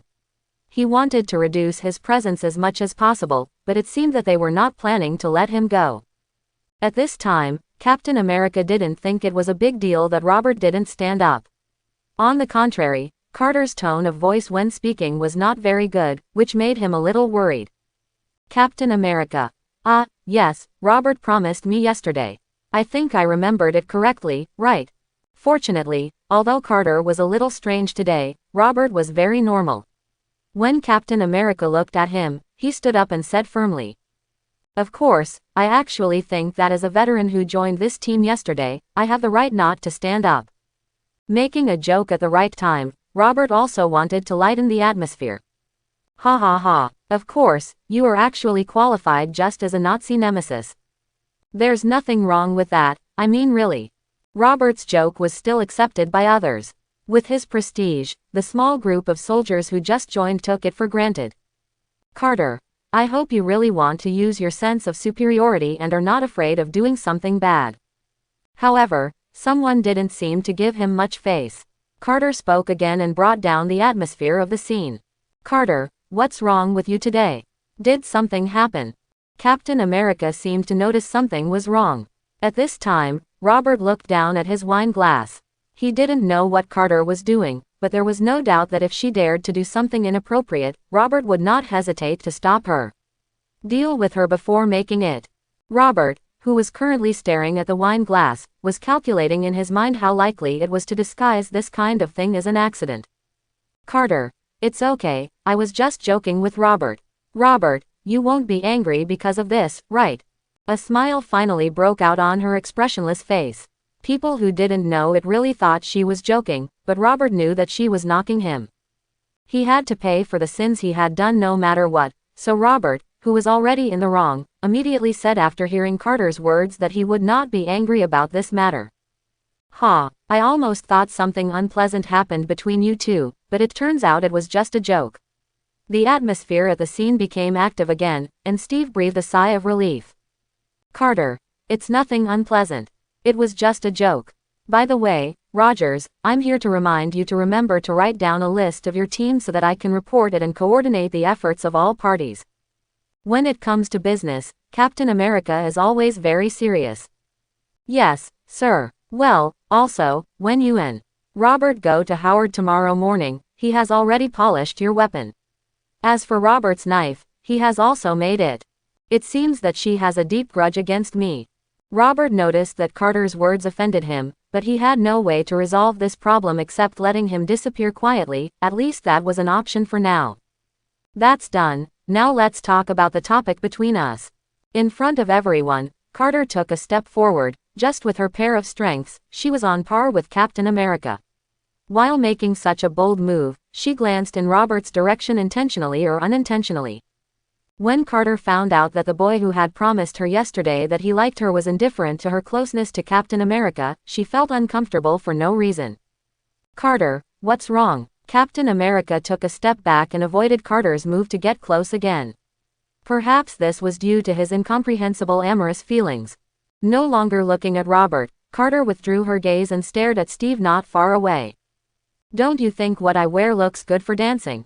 "Barnes, yeah, but I guess you need a dance partner." At this time, before Captain America could say anything, his good brother took the lead. Obviously, few people can remain calm when facing such a charming person as Carter. "Carter, I'm short of a dance partner. Captain, are you willing to fill this position after this operation?" He directly ignored James Barnes and Carter, and used his words to ask the American team. The U.S. team, who was in a state of confusion, also quickly reacted. "Yes, I do. He just didn't understand the style, and he was a little shy but not stupid." This time he surprisingly heard another layer of Carter's meaning. "That's a deal, Captain America. It's a deal." Robert, who had remained as silent as possible from beginning to end, had been staring at the glass of wine in his hand in the corner. Carter took a deep look at him before leaving. "James, I seem to be ignored, just like you did last time in New York." Captain America: "Don't worry, buddy, you will meet the right one in the future." Robert also came over at this time and said, "Agent Carter likes the captain. Even this blind man can see it. There is definitely no chance for us." After Carter left, everything in the tavern returned to normal, and Robert no longer needed to hide from anyone, so he naturally came to Captain America and spoke to James. Depending on the situation, it should be. James is also an open-minded person. Besides, even if he really fell in love with Carter, regardless of whether the other party would agree, he would not be able to touch him even if Captain America liked this. This is obviously much better than Robert. If Captain America knew that one of his best friends would forcefully kiss his sweetheart, he didn't know how he would react. "Robert Betty, James Barnes, nice to meet you, come and toast to our acquaintance." Captain America looked at his two good friends and smiled sincerely. Needless to say, James helped him when he was at his weakest. And Robert also helped Steve when everyone thought he was a joker, and also accompanied Team America to prove himself. The U.S. team is grateful to these two people with sincere friendship, and Steve feels that he will always remember their help. When Robert and Steve arrived at the agreed-upon location in the early morning of the next day, they found that the door was closed, and there was a woman sitting at the door reading a newspaper. Robert gave Steve a look to tell him to ask, and he stood as far away as possible, because if the plot was correct. "Steve, hello, excuse me, we're looking for Howard. He's not free now, just wait here," the woman said without raising her head. Suddenly she seemed to notice something. She looked at the newspaper carefully and then looked up at Captain America. Her attitude immediately changed. "Oh, I know you from the newspaper."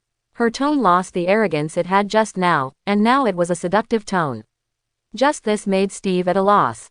Looking at the woman approaching step by step, Captain America was forced to the corner of the table. He was so nervous that he didn't even know how to put his hands, so he simply put them on his chest. "Captain America, what did the newspapers say about me? I think it was positive, right?" "Yes, it's quite positive. I think all women in the United States should thank you for this, but they happen to not be here, so I can only do it." As she said that, she had already kissed Steve. How had Captain America ever seen this before? Coupled with the fact that he was her admirer and those warm lips, Steve was completely smitten. "Why are you standing here? Come in." Robert was watching the show from a distance, but suddenly Carter's voice sounded behind him, as if he had been caught doing something bad. He turned around quickly and moved to hide something. "What are you doing?" Carter didn't expect Robert to have such a big reaction, so she asked subconsciously, perhaps out of annoyance to him, but her tone was cold. "I haven't been standing for a long time, my legs are a little numb, hiss." As he spoke, he also pulled his thigh, as if it was exactly what he said. "Idiot, can't you come up and knock on the door?" "Forget it, go in. The knife Howard made for you is ready." Carter's tone was still a little stiff, but his words contained a certain amount of concern, although not much. "Maybe I'm just being too sentimental." Nodding to Carter, Robert planned to go in. When he was about to pass by him, she seemed to remember something. "Wait, didn't the captain come with you?" "Well, here, but I just went to the toilet and should be there soon." Robert had just made an excuse to cover up Captain America, but he didn't expect that he would be slapped in the face so quickly the next second. As soon as Robert finished speaking, a woman's moan sounded from around the corner, which happened to be the direction where Captain America was. What happened? Carter looked at Robert with doubtful eyes. I think Howard must have been waiting for a long time. I think I have to go in first. With the philosophy that a dead Taoist friend should never die a poor Taoist, Robert, who thought he had done enough, hurriedly evacuated the fire scene that was about to break out. Steve, Carter's shocked voice sounded behind Robert, followed by a loud slap. Snapped. There is no doubt that this slap was on Captain America's face, but Robert was a little surprised because if he remembered correctly, Carter in the original time and space had lightly revealed this matter. Could it be that the captain has progressed so quickly that he has already passed the stage of kissing and started to take the next step? Robert thought evilly as he hurriedly left the place of right and wrong. Howard. What happened outside? Why did I seem to hear Carter's angry voice? Did someone mess with her? Robert. Maybe. I think we should not pay attention to these and let's look at the weapons. Howard was obviously a bit gossipy. He looked behind Robert and found that he couldn't see the scene of the incident and could only nod. Howard. Okay, let me show you the weapons I made specially for you. After saying that, he took Robert to a table covered with cloth. It's quite mysterious. Robert wanted to open it himself, but Howard stopped him. He said that it was his own hard work and he had to open it himself. Okay, then open it. Robert withdrew his hand and waited for Howard's performance. Then I am honored to show you one of my most satisfying works at the moment, Hell's Blade. He pulled open the covering cloth and revealed what was inside. It was a sword that was covered in silver light. There were not many decorations on it. Apart from a pattern carved on the handle, it could be said that there was no decoration. But he didn't know what Robert saw. I fell in love with it instantly. Howard. Due to time constraints, I haven't had time to paint it yet, but I feel that the way it looks now is already very good. It's cool to have a knife made of that kind of super metal. As he spoke, he picked up the knife, waved it awkwardly twice in front of Robert, and then slashed it horizontally onto the table in front of him. The inch-long wooden table where the blade passed was like paper, and was easily cut into two pieces. Its power is not only that, it can split any object if it is powerful enough, but its super material hardness also means that it will not collapse or break. As if realizing that he had said too much, Howard, an arms dealer and scientist, added. At least nothing found today can damage it.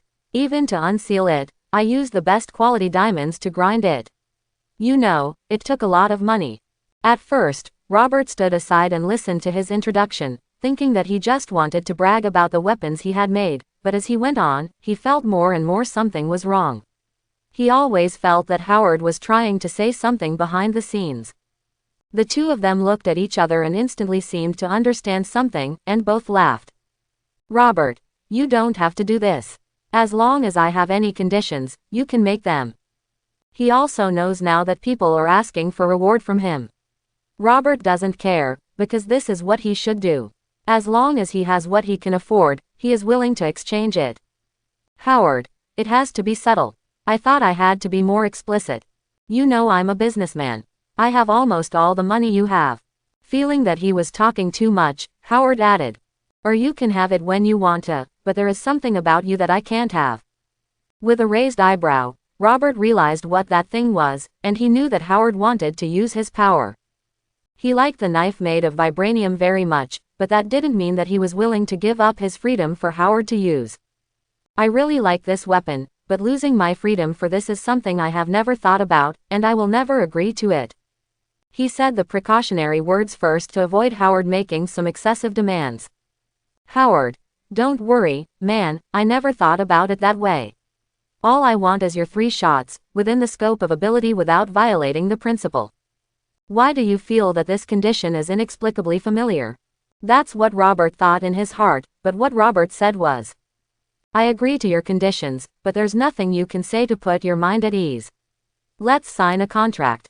Howard, it's best, then it's yours now. The moment Robert agreed, Howard handed him the weapon in his hand, took the vibranium knife and looked at it carefully. Dude, I think you didn't forget to make a scabbard for this knife, right? After all, if I carry it on my body without some protection, it will probably not be used to kill the enemy, but to hurt myself. As soon as Robert asked this question, an embarrassed look suddenly appeared on Howard's face. Finally, he faced Robert's doubtful eyes and said with some restraint, "This is another question I want to talk about. I have tried many materials for the scabbard, but in the end I found that because it is too sharp, neither genuine leather nor artificial materials can withstand the friction of the blade surface." Quote. Robert was a little dumbfounded, and he asked tentatively, "That is to say, Howard, cough, cough. I have already thought of a solution to the problem, which is to use magnetic fields to constrain it, but it will take some time." Robert, how long will that be? You have to know that no one has tried this before, and this is just a whim of mine. If I want to turn it into reality, I estimate it will take about 5 months. When Robert left Howard, he didn't get his weapon. Instead, he took out the beautiful Captain America shield. When Robert walked to the door, he looked carefully and found that Carter and Steve were not there before he walked out. It seems that the captain doesn't have time to come and get the shield, so I'll send it to him. Single quote. Hey, did you hear that? Agent Carter ran out crying.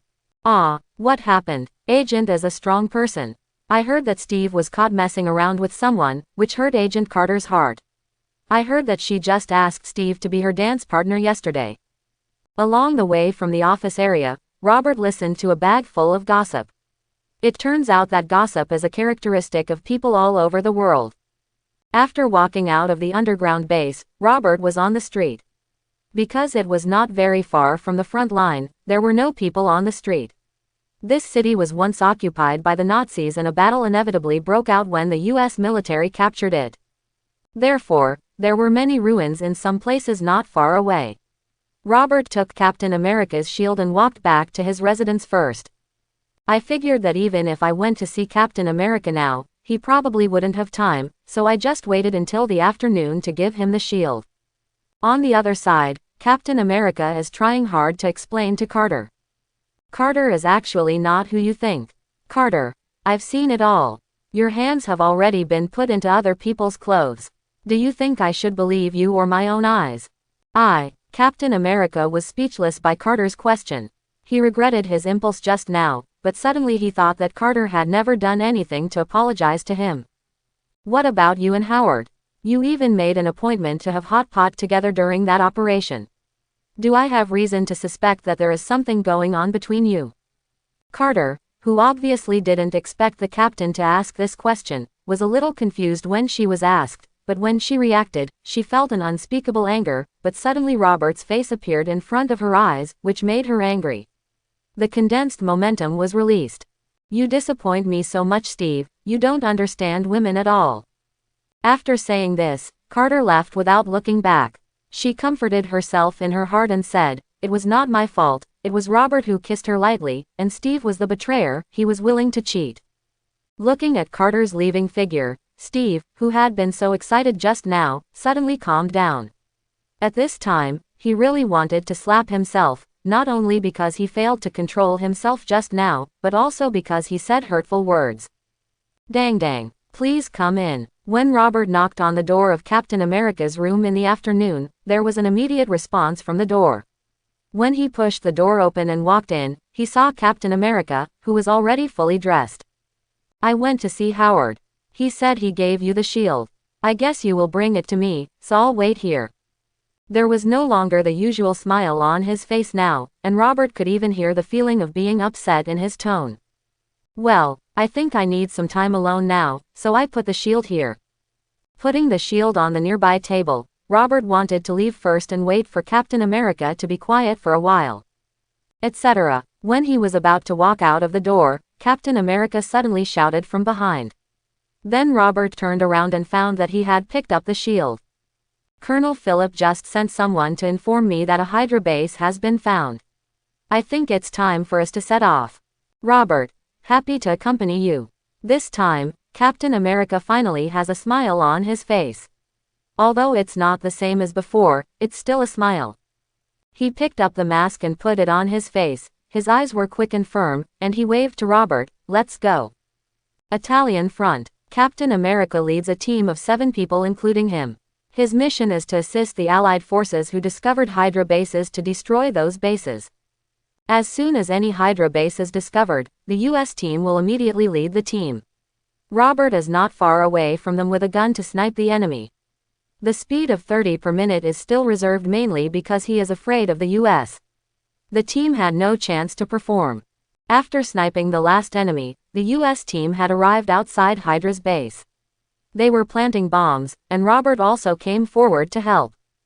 Actually, I feel that this operation is easier than I thought. I can feel that both Hydra and the Nazis are a little weak. They are almost finished, Robert said while placing the bomb in the corner, but as soon as he finished speaking, the black man in charge of the security team said in shock next to him. Nazi nemesis, I actually have no doubts about what you said, but I think that was before we killed the big guy. Following his gaze, Robert saw a behemoth that was nearly 5 times larger than a normal tank approaching from a short distance away. As it continued to approach, the ground shook violently. That's a big guy. I guess it won't be a big problem if you fire a cannonball at it from the outside. I think its purpose is to be controlled by someone, right? Captain America. Robert is right, it definitely needs someone to control it, and we can't destroy it from the outside, so let's start from the inside. At this time, Captain America is no longer as depressed as he was after breaking up with Carter 2 months ago. It is said that he is frustrated in love and successful in his career, and his current situation is similar. Robert, give me the unplanted bomb you have. Captain America rushed towards the giant tank with high explosives. The enemy inside was rushed forward by the captain before they had time to react. He rushed to the top of the tank in a few steps, opened the tank's entry hatch, and threw the activated explosives forward. As the desperate voices of the Hydra soldiers sounded inside, Captain America jumped out of the tank. Boom! There was a muffled sound of huge amounts, and the giant tank was destroyed. Then the US team ordered to destroy the Hydra base and then evacuate, because they were now in the hinterland of Germany, and the Allies had not yet fully controlled it. If they stayed for a long time, they might be in big trouble. Later, when the German army retook this place, the leader of Hydra, Red Skull, appeared here. You disappoint me so much. What he said with an angry expression on his ugly face was terrifying no matter how you looked at it. We were going to launch an earth-shattering attack to occupy the whole world, but there has been no progress, just because you can't even defeat a fool with a shield and a guy who can only fire hidden guns. Facing the anger of the Red Skull, Dr. Zola was terrified. He was really afraid that this madman would kill him in the next second. Zola, forgive me, I'm not good at this. I can only make weapons, not use them. Although the Red Skull is very angry now and wants to kill Zola, he also knows that this person is still valuable, so he can only resist the urge to kill. Speed up the progress, Doctor, before that Yankee kills you. Sir. At this time, 2 Hydra soldiers escorted the person in charge of the destroyed base up.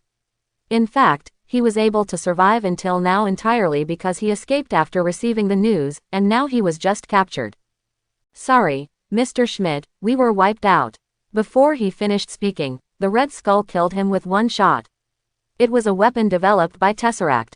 Its power directly destroyed the person in charge. Obviously now, after doing all this, the Red Skull left angrily, but Dr. Zola looked at his back and thought deeply. Halfway up a snow-capped mountain, Robert looked at the iron cables above his head and the railroad tracks below. He knew that his plan would succeed immediately. Remember when I let you ride the roller coaster at Coney Island? Captain America. I remember I almost vomited. You don't want to take revenge on me, do you? Regarding what Barnes said, Captain America smiled and said, why should I take revenge on you?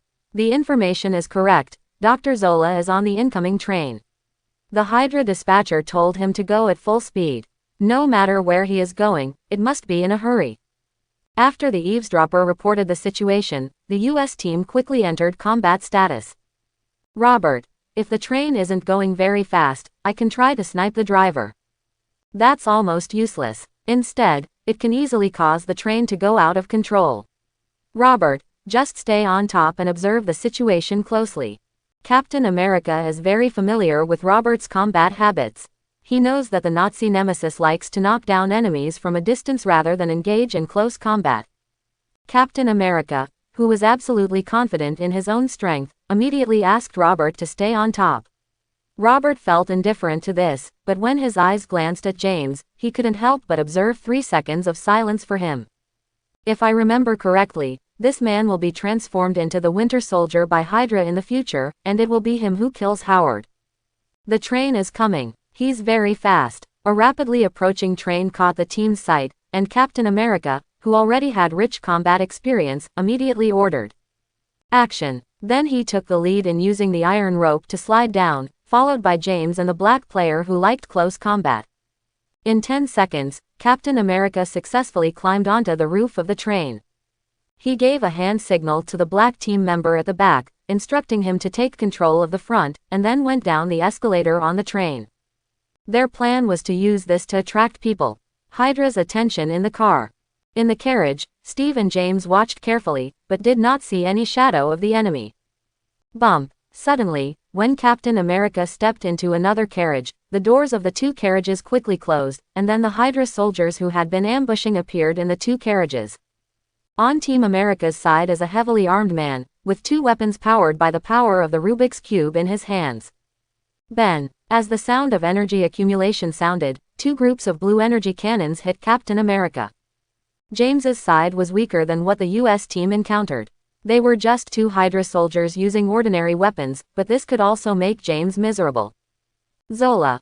Stop him. Keep shooting. He had already seen Captain America through the surveillance camera in the carriage. In panic, he hurriedly gave orders to the Hydra soldiers. On James's side, he had already defeated 2 people with his considerable strength, but what he didn't expect was that 3 more Hydra soldiers came to support him from other carriages, and he didn't have much ammunition at this time. The US team took advantage of the terrain and exerted its high mobility to defeat the big man. He was eager to save his friends and did not do a last-ditch attack or check whether the enemy had lost its combat effectiveness. What he did was to rush towards James's carriage, and happened to see the opponent's lack of ammunition. Captain America hurriedly opened the iron door and gave James a look. He immediately understood. When Captain America rushed forward to disrupt the enemy's sight, he stood up and shot the enemy. Captain America. It works well together. James. Of course. Ben. Before they could finish their words, the big man who had been defeated by Captain America made a sneak attack on the 2 of them. Captain America was blasted away by a direct shot, and his shield fell right at James's feet. Ben. Boom. The energy cannon hit the shield firmly. James was not Captain America. He didn't have that much strength, so he was knocked out instantly. It happened that the direction James flew out was where the train had just been broken and damaged. James. When Captain America saw his friend in danger, the small universe immediately exploded. He stood up and flew out with a shield, knocking down the Hydra man opposite him. James grabbed my hand. James. Okay. Because the parts of the train were so damaged that it could not bear the weight of a person at all, James failed to grab Steve's outstretched hand and fell off the train, and underneath was the endless ice field. James. Steve watched helplessly as his friend fell, and he felt endless regret in his heart. He hated himself for not being able to save him, and he hated why he chose James to join this team in the first place. Robert. Captain Dr. Zola has been caught. Did something happen? When the team members successfully controlled the train and drove it into the Allied control area, Robert and the others boarded the train. One was to check for enemies that had not been eliminated, and the other was to look for Captain America, who had not appeared since the start of the operation. Robert was really scared at first.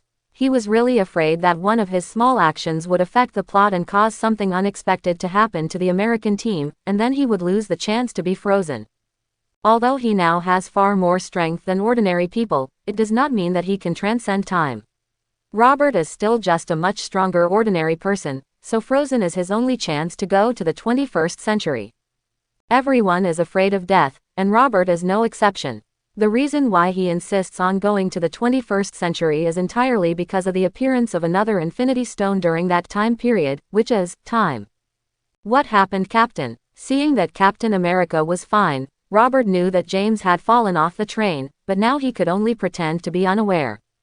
Sitting slumped on the ground, Steve glanced at Robert, then looked at the damaged parts of the train, and Captain America said sadly, Barnes is dead. What? That's the one who did it. I'm going to kill him. Obviously, Robert is not the only one with Captain America, but the entire team is nearby. They are all expressing their anger, while Robert is thinking about another thing. You must know that Captain America was depressed for a period of time in the original Time and Space. His ability to come out was entirely due to Carter's persuasion. However, it is now well known that Carter and Captain America have broken up. So how can Captain get out of his sadness next? This is all Hydra's fault. Not only are they hurting our loved ones, but they want to destroy the world. Captain, Dr. Zola has been captured. Now let's find out the location of their headquarters and I will destroy it. I think only in this way can James rest in peace. Robert's words were filled with indignation, and naturally he could only do the task of enlightening Captain America himself. After his reminder, Steve found his goal again. That is, to avenge Barnes, our team together. Captain America stood up, and after Robert's reminder, he understood what to do next, and this was exactly what someone wanted to see. In the underground interrogation room, Philip personally interrogated Zola. Drive Zola, I think you should know that you killed Captain America's friend. If I hand you over to him. Zola, I can tell where the Red Skull is and what the plan is, but you have to keep me safe. Dr. Zola, who had not spoken a word for several hours after being captured, finally gave in front of Philip. As a scientist who was forced to join Hydra, he did not want to die yet, so the conditions he proposed were to save his own life. Philip, okay, I agree to your terms, so where is the headquarters of Hydra? Dr. Zola was brought to London for interrogation, and Captain America, who was eager to know where the Hydra base was, also went to London. After Robert waited for news with the captain for a while, he was called out, saying that someone was looking for him. I wonder who is looking for me. He had no acquaintances in London. If I remember correctly, Burns, who was his friend, was still fighting the enemy in Germany. Coming out of the base, Robert saw a familiar figure waiting at the door. I'm going to call the captain out. Wait a minute, I'm not here to find him. The person coming was none other than Carter. She was still wearing the military uniform at this moment, and her slim figure was hidden underneath. However, Robert didn't have much desire to see her at this time. Instead, he was afraid that her appearance would affect his plan. Let's go over there and talk. Since Carter was not looking for the captain, Robert knew that she should be looking for him. Although he didn't know what the situation was, he still cautiously took Carter aside in order to prevent the captain from meeting him by chance. What are you afraid of? Walking onto the streets of London, Carter looked directly into Robert's eyes and asked directly. Why do you think so? What do I have to be afraid of? Robert pretended to be relaxed, but in fact he was observing his surroundings, afraid of meeting any familiar people. However, his move that he thought would leave no trace was full of loopholes in the eyes of Carter, a professional. I thought you would be a bold man, but it turns out you are no different from those people. So is it true that you said you liked me before? Carter had clearly felt that Robert was avoiding her. She couldn't understand the reason, but she didn't want to understand it at the moment. Well, I probably still like it. Robert's ambiguous answer stung Carter even more. Her mind couldn't help but think of the scene of Steve having an affair with that woman, and the unknown fire in her eyes immediately began to burn. It seems that you just wanted to have fun before, so how about we play something bigger today? It is said that women who are injured in love are irrational. This is the case with Carter now. She actually forced Robert to a hotel. Opening the room, going upstairs, and taking a shower in the bathroom were all completed within 10 minutes. Hearing the sound of running water in the bathroom just a few steps away, Robert finally came back to his senses. What does she want to do? Force herself on her? Perhaps it was Carter's behavior that was in line with Robert's subconscious that allowed her to drag him into a room. Now the two of them are in such an environment. There are no outsiders, and if nothing happens, the last operation can start tomorrow, and Robert and Steve will be frozen together for 70 years. After thinking about it in his mind, Robert felt that the time, location, and people were all taken care of, so what else was left to take into consideration? After Robert thought about this, he quickly took off his clothes and started walking towards the bathroom. Crack! The sound of the bathroom door being locked sounded, and Carter inside had calmed down now. Whether it was because of the shower or the sound of Robert's footsteps that made her flustered, maybe both. Robert, I have some thoughts that I haven't thought about. Can you give me some time? In the bathroom, Carter turned off the water valve. She tried to use words to redeem herself from the consequences of her impulse, but now that Robert had taken off his pants, he didn't care about that. I'm afraid this won't work, baby. Dang dang. The bathroom door lock was broken by his bare hands and fell to the ground, making a crisp sound. However, Robert did not look at the things on the ground, but fixed his eyes on the white rabbit in the bathroom who was holding his clothes and trying to cover himself. I promise I'll be gentle.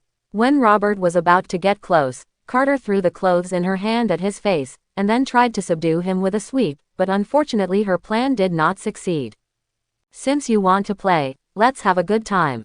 We have plenty of time. An hour later, Carter, who was made weak by Robert, finally gave up her resistance, and fell asleep after her last bit of strength turned into a cry. However, Robert was not going to let her go, because just now he came up with a good idea to prevent Carter from appearing in front of Steve tomorrow. The second day, Captain America. The intelligence came out. Zola said that Hydra's last base is near the pole, and there are nearly 3,000 enemy troops there. Robert, what's our next plan? Captain America, I'll go for a frontal assault first. If it fails, then we'll have to cooperate with you from inside and outside. General Philip will also lead 3 regiments to fight with us. Riding on a military transport plane, Robert and Captain America were sitting opposite each other. At this moment, he was holding a photo and looking at it carefully. Steve, hey Robert, have you seen Carter? I looked for her yesterday and this morning and she wasn't at her residence. I will tell you that she slept in my arms last night and couldn't bear the pain this morning. Although he was secretly happy about what happened last night, Robert remained silent on the surface. Agent Carter, I've never seen her. What's wrong? Captain America, nothing, I just want to apologize to her. Then it won't be too late to apologize after this operation is completed. I think General Philip should give us a holiday after such a big mission is completed. Robert said with a nonchalant expression, implying that Captain America would have a lot of time after this operation. Captain America, that's right. More than a dozen transport planes landed at the airport closest to the Hydra base. Only some of these planes were from the United States and the rest were from its allies. Even though it was very close to the Hydra base, it still took 2 military trucks to get there. General Philip, I want to take my team in a jeep and set off first. We can inquire about some situations in front. Regarding Captain America's proposal, Philip did not return immediately but looked at him deeply, and then said with a hint of reminder. It's okay to inquire about the situation, but you have to promise not to act without authorization before our large force arrives. Although the original plan included a plan for you to go in and cooperate with the outside world, that is only if there is sufficient backup. I hope you understand. Captain America. Don't worry, sir, I won't lead my team to death. With that said, he started the jeep under Philip's gaze. Robert was about to follow, but Philip held him back. Boy, after this operation is over, you should rest for a while, follow me around, and let those old guys get to know you, so that your promotion to major will be sure. After speaking, Philip looked around and said in a voice that only 2 people could hear clearly. Your age for promotion to major is a big issue. After all, you are only 18 years old. There are almost no majors at this age in the United States, but don't worry, I won't stand idly by. Thank you, sir. I will work harder in the future and I will not let you down. Philip. Great. Then go ahead and keep an eye on the captain to prevent him from doing anything stupid. After patting him on the shoulder, Philip personally directed the soldiers to board the vehicle, but after all, it still took a few minutes for thousands of people to coordinate. Looking at Philip's busy back, Robert actually felt a little guilty, because he would be a deserter next, and he would be a deserter for 70 years. But there was no turning back when he fired his bow. Robert could only say sorry from the bottom of his heart and went to join Captain America. Captain America. Everyone is here, sit tight and let's set off. Outside the Hydra base, the defense here today is extremely strict. There are no less than 500 people defending the first level alone, and their final base is even bigger. It seems that Hydra hollowed out the entire mountain and built its base on this basis. The member of the team who had been responsible for the observation work came to a conclusion after a week of investigation. This result undoubtedly shocked everyone, and they all sighed inwardly at Hydra's generosity. Captain, they seem to have a command post on the top of the mountain, and if we use the ropeway, we can rush into their command room from the opposite mountain. Now, since Philip and his large force have not arrived yet, the team cannot fight in advance, so they simply serve as scouts and study the outside of Hydra's base. Captain America, where is that place? Take me to see it. When Steve checked the place mentioned by the team member, he immediately said that if he failed to break in alone later, the team would enter the Hydra base from here to coordinate the actions of the large force. Standing nearby, Robert felt powerless to complain.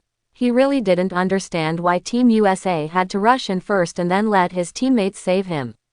Why couldn't everyone rush in together and solve the problem quickly? Maybe this is the American idea of a personal hero. 15 minutes later, Philip arrived on time with 3 groups.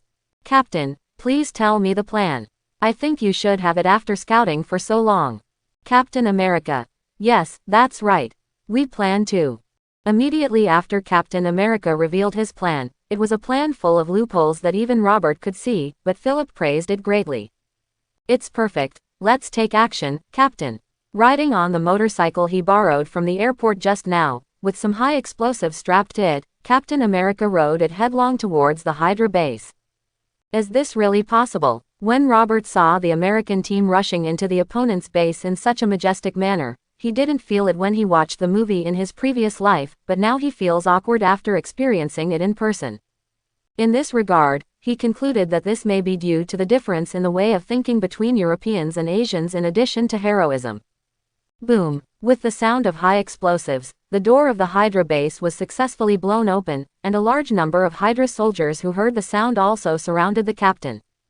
At first, the US team could handle it, but as the number of enemies continued to increase, they were as dense as a swarm of locusts, and the US team had no choice but to be controlled. Team members, please note that the leader has been captured. Plan B will be implemented immediately. Take action immediately when you reach the predetermined position on the top of the mountain. There is no doubt that the matter failed. After all, Captain America was just an enhanced human soldier, not an artificial god. He was helpless when faced with the siege of hundreds of people. I'll give you 10 minutes. In 10 minutes I will lead a force to attack. Philip reminded the team members after hearing Robert's words. Americans are always so arrogant. In the command room located on the top of the mountain, the Red Skull looked down at the American team being escorted up. He looked at Captain America carefully, as if he wanted to find something from him, but when he found nothing, he couldn't help but feel angry. I can't find anything different in you. Come and tell me yourself, what's different about you? The reason why I ask this is actually because the Red Skull is also an enhanced person, but due to his immature technology, he has flaws, such as his exposed head. I'm just a normal person, nothing different. Red Skull. HMPH. Captain America. Captain America's words undoubtedly stung the Red Skull. You must know that disfigurement has always been his heartache. Originally, Steve, as an enhanced person like him, was considered his kind, but this kind was so perfect, but he himself was there are so many flaws. Driven by jealousy, he punched Captain America several times. I can stay with you to the end. Even though he was bleeding, Steve still stared at the Red Skull stubbornly. However, the other party seemed to have no time to spend with him. I don't have time to play with you anymore. As he spoke, the Red Skull prepared to kill Steve with one shot. Puff, puff, puff. However, the sound outside the window interrupted him. Red Skull subconsciously looked out the window at the top of the mountain and saw 3 people sliding over using zip lines. Snort. While Red Skull was dazed, Captain America suddenly jumped up and broke free. Red Skull reacted and shot at Captain America, but he blocked it with the Hydra soldier beside him. Everything happened in a flash of lightning. Robert was the second group to enter the battlefield on the ropeway. At this time, Steve had just rushed out to chase the escaping Red Skull.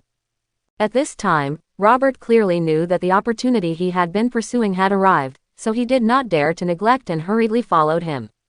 The distance was not too close or too far, but he was just in a position where he could see Captain America. No matter how many Hydra soldiers blocked the way, he could easily deal with them.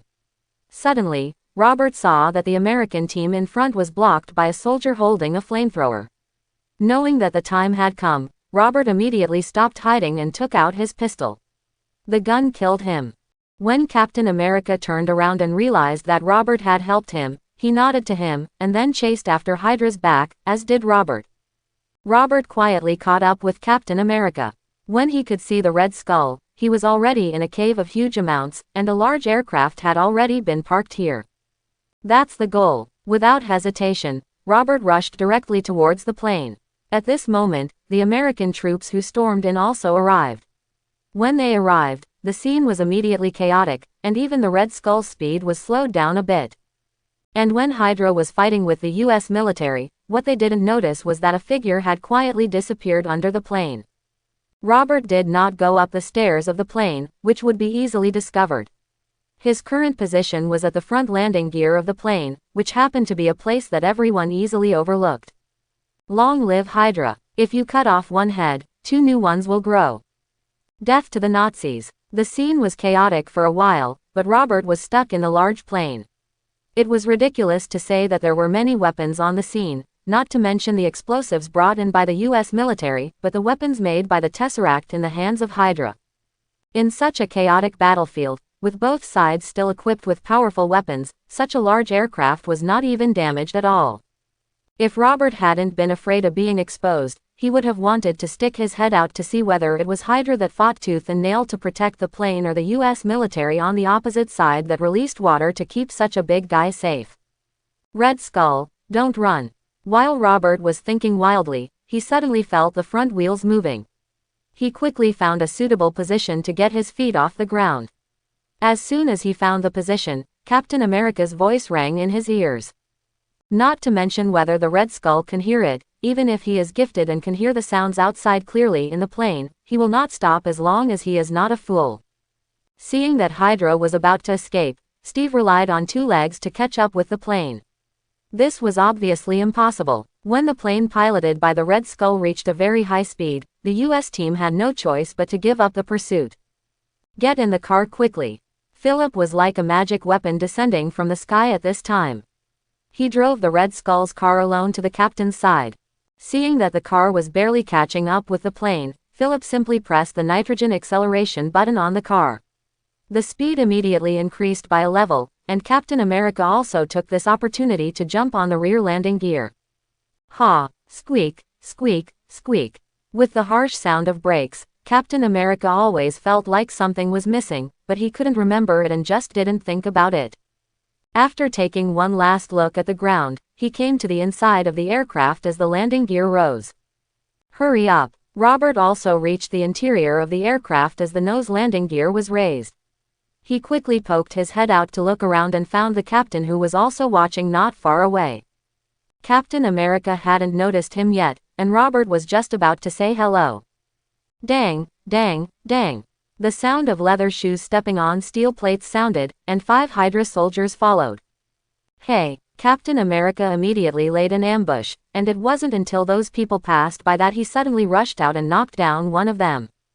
Hydra's soldiers were not slow to respond.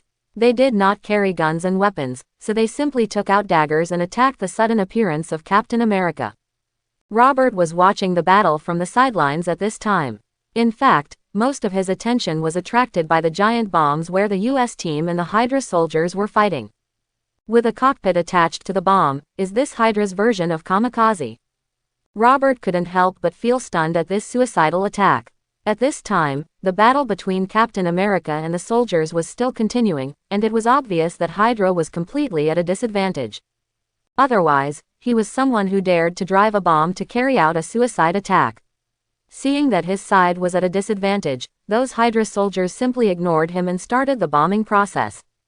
Although the US team tried its best to stop it, a fish that slipped through the net successfully got into the bomb cockpit and finally flew out. As Captain America followed the bomb plane and flew out of here, Robert also poked his head out. His current position can be said to be excellent, because if the memory is correct, the captain will soon deal with the Hydra soldier driving the bomb. Then snatch the cockpit and fly back here, and all Robert needs to do is wait here and show up again when the captain comes. In fact, Robert can now definitely access the Tesseract, but there is one thing that can only be achieved if the captain takes him with him. Caca. Robert moved the elastic part of the landing gear away, and then he stretched his legs in. If it were an ordinary person, he would definitely not be able to move it, but Robert. Yawning, just when he suspected that he would fall asleep in the next second, Steve finally flew the bomb plane back here with a crackling sound. Steve, is that you? Seeing the protagonist in place, Robert also started his performance. Captain America had just finished dealing with the enemy and dodged the Red Skull's cannon. After finally boarding the plane again, he found that there seemed to be someone else. He put the shield in front of him and asked vigilantly, "Who is where? Come out. I am the captain, Robert." Robert. Captain America hurried over and found that it was really Robert, but now his foot was stuck in the middle of the landing gear and could not move. "Are you okay?" There was no doubt at all. The American team immediately went to lift the landing gear. Branch. Obviously, it was not easy for Captain America to lift this thing, but fortunately, he successfully lifted it and rescued Robert. Fortunately, there happens to be a piece of rubber material stuck in the middle, otherwise my leg might be ruined. Robert wiped the sweat from his head and said with a scared look on his face. "It's okay, man, can you still walk?" "No problem, let's go find the Red Skull quickly. I seriously doubt he has a backup plan," Robert hurriedly urged. Obviously he didn't want anything to happen due to the intermediate reasons. Good. So Captain America and Robert ran towards the cab. The more they ran there, the speed of the two of them began to slow down, because it became surprisingly quiet along the way. Hydra should be hiding inside. Robert looked at the cab door with a crack open and whispered to Captain America. "Okay, here's the plan. I'll go in first to attract attention, and you'll come out after the fight starts and deliver the critical blow." Robert. "No problem." Captain America nodded, then carefully held up the shield and entered the cab. Robert also carefully observed through the unclosed gap. Entering the cab quietly, Captain America gradually approached the driver's seat, and suddenly he found that there was no one there at all. Ben. The sound of energy gathering sounded, and Steve quickly picked up his shield to block it. "You really don't want to give up, do you, Captain America?" "That's right." Immediately afterwards, the two began to fight. Robert was watching from outside the door. The two were evenly matched, but his attention was always on the blue light energy source in the center of the cab. "You think you can save the world by printing the stars and stripes on your chest? You're wrong, Captain. The future I see doesn't have a flag. Cap, that's not my future." As he spoke, he picked up the shield and gave Hydra a heavy blow, sending him flying and hitting the central energy source hard. Dang. The device was damaged, and the Tesseract flew out of the device and landed right at the feet of the Red Skull. "Look what you've done." He knew that he could not defeat Captain America at this time, so the ignorant Red Skull picked up the Tesseract without any scruples in an attempt to gain power from it. Dang. A blue beam of light shot straight into the sky, and an image in the vast universe appeared directly above the Red Skull on the plane. Robert, who had been standing aside, knew that the time had come. Bump. A gunshot rang out, and then a bullet hit the Red Skull's head. It was at this time that he was teleported to the unknown universe by the power of the Tesseract, where he did not know whether he would live or die. "No, Robert, don't touch that thing." Looking at the sudden disappearance of the Red Skull, Captain America immediately realized the danger of the Rubik's Cube, but at this time Robert rushed to the Red Skull after shooting and caught the Rubik's Cube just as it was about to hit the ground. Beep. Ability detected. Space power. One of the most powerful forces in the universe, capable of fabricating and changing any space. The user can make any target appear in any space where they want it to appear. Do you want to obtain the power of space? The moment Robert obtained the power of space, he felt different. He felt the nearly endless surging power in his body. He had a feeling that he could collapse the space and destroy everything just by thinking about it.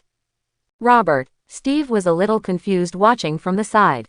He didn't understand that the Rubik's Cube obviously swallowed the Red Skull, but how could it be fine once it got into Robert's hands? Captain America's shout made Robert wake up instantly, and he couldn't help but break out in a cold sweat. He quickly activated the power of space on the Rubik's Cube to make it shine again. However, unlike the red skull that seemed to be bitten, Robert could easily let go. The power on the surface of the Rubik's Cube had not yet completely dissipated. As soon as Robert threw it onto the floor of the plane, it melted the steel plate and fell down. What happened just now, Robert? Seeing that the Rubik's Cube was finally gone, Captain America put down the shield in his hand. His original plan was to immediately knock the Rubik's Cube out of Robert's hand to save him as soon as the situation went wrong.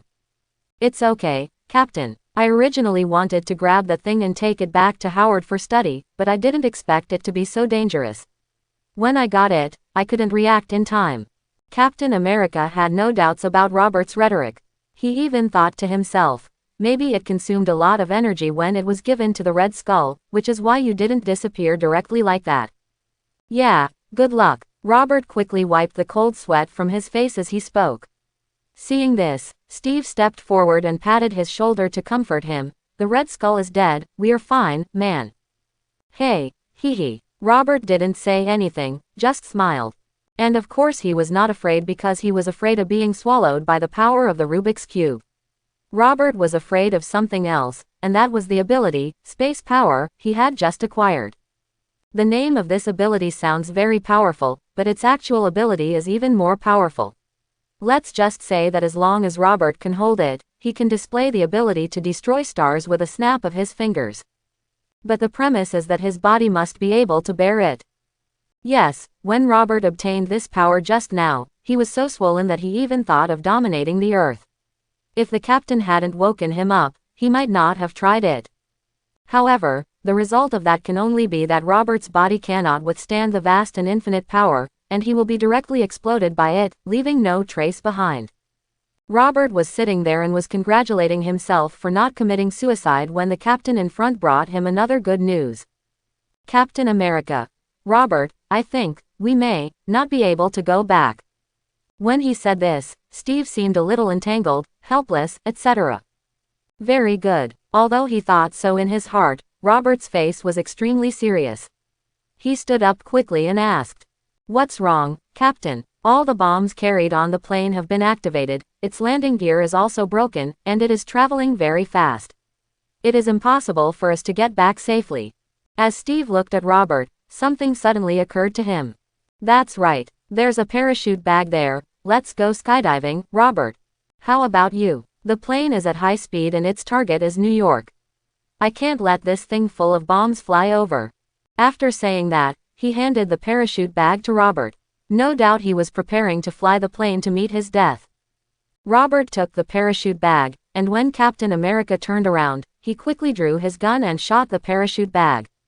Bang! Obviously you can't be a hero alone, Robert said to Captain America, who turned around immediately. At this time, his face was full of smiles. Can he be unhappy when he wakes up and it is the 21st century? Robert, Captain America looked at his companions in shock. He saw that the only parachute bag was destroyed. He didn't know if there was any more on the plane, but so what? If Robert could break one, he could break the second one. Captain is destined to die in life. He may be heavier than a mountain, or he may be as light as a feather. I think it's worth dying for the millions of people in New York. I was a little impulsive just now. There should be a parachute on the plane to find. I'll fly the plane. Then Robert persuaded Captain America to come, but he knew Captain America's character and he would never abandon his teammates. Sure enough, the next second. Ha ha ha, as you said, none of us can be this hero alone. The open-mindedness of the dying man was also shown at this time. After reporting the situation to the U.S. military ground tower, the U.S. team directly destroyed the radio station. He sat in the driver's seat and piloted the plane to suicidally hit an iceberg at the extreme point, Superior. But even with such a crazy move, what he said was the most ordinary words, such as the first time he was embarrassed, the first time he was beaten, and as long as he was conscious, he would always stand up. Hey, Robert, do you know? When others bully you, you must not fall down, because as long as you fall down, they will continue to bully you, and you will lose the courage to stand up again. Ding! As soon as Steve finished speaking, Robert felt a tinnitus in his ears, and then he felt extremely cold and lost consciousness in just 2 or 3 seconds. Tony Stark, the heir and CEO of Stark Company, was confirmed to have disappeared in Afghanistan yesterday, which caused Stark Company's stock to plummet, falling by more than 10% as of the time of reporting. On the TV was a report by a female anchor, but sitting in front of the TV was a person who was supposed to have died in 1943. Tony, is he Howard's son? Putting down the wine glass, Robert said to himself in this large villa provided by the government.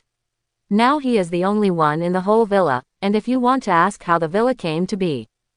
Dingle bell. Dingle bell. The phone rang. Robert picked up his long-lost smartphone, looked at the contact and answered directly.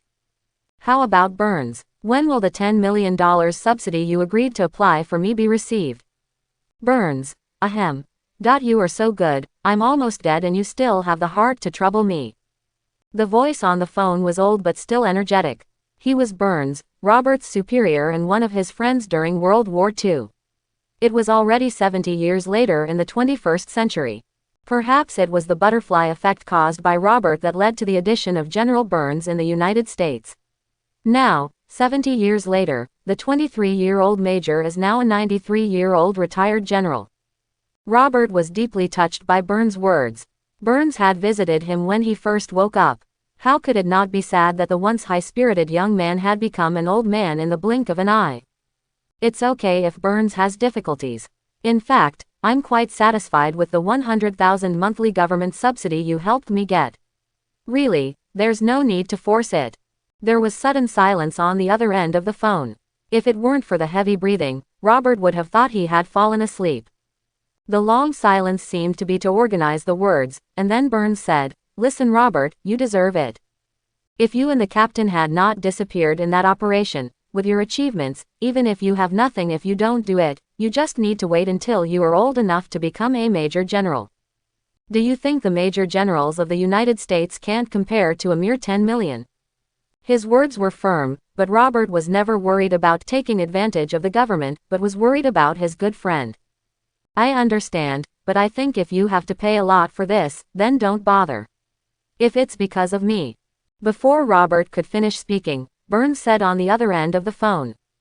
Ahem. I have always asked my son Dean to handle Robert's matter. He is now the colonel of the first column of the Air Force and his words still carry a lot of weight.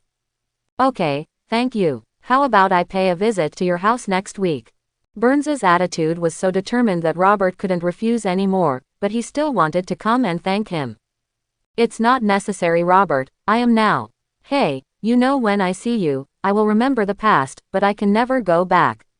The meeting I look forward to most is this is the last time I see you before I die. Of course, if you encounter anything, you are welcome to come at any time. Doo-doo. The phone was hung up, and Robert lay down on the big soft sofa. All of this should be considered a gift from his former friend. From what Burns said at the end, he could tell that this friend didn't seem to want to see him much anymore, perhaps because he couldn't bear the fact that he was old. In fact, Robert has a way, which is the ability of the infinite stones. This is not the space stone that he has obtained the ability, but the time stone that represents time. However, not to mention that the thing is currently being kept by the Ancient One, the most powerful mage on Earth. Even if Robert wanted to, it would be difficult to find traces of the Ancient One, let alone the time stone that she cherishes as much as life. And, last time we met, he mentioned that there might be a way to extend Burns' life, but he rejected it without even thinking about it. Perhaps people will get tired of it after living for a long time. Putting on his coat, Robert picked up the keys to the Audi A6 on the table. Now he also wanted to relieve stress through indulgence. His villa is located in a suburb of New York City not too far from the city. It is a famous gathering place for rich and powerful people.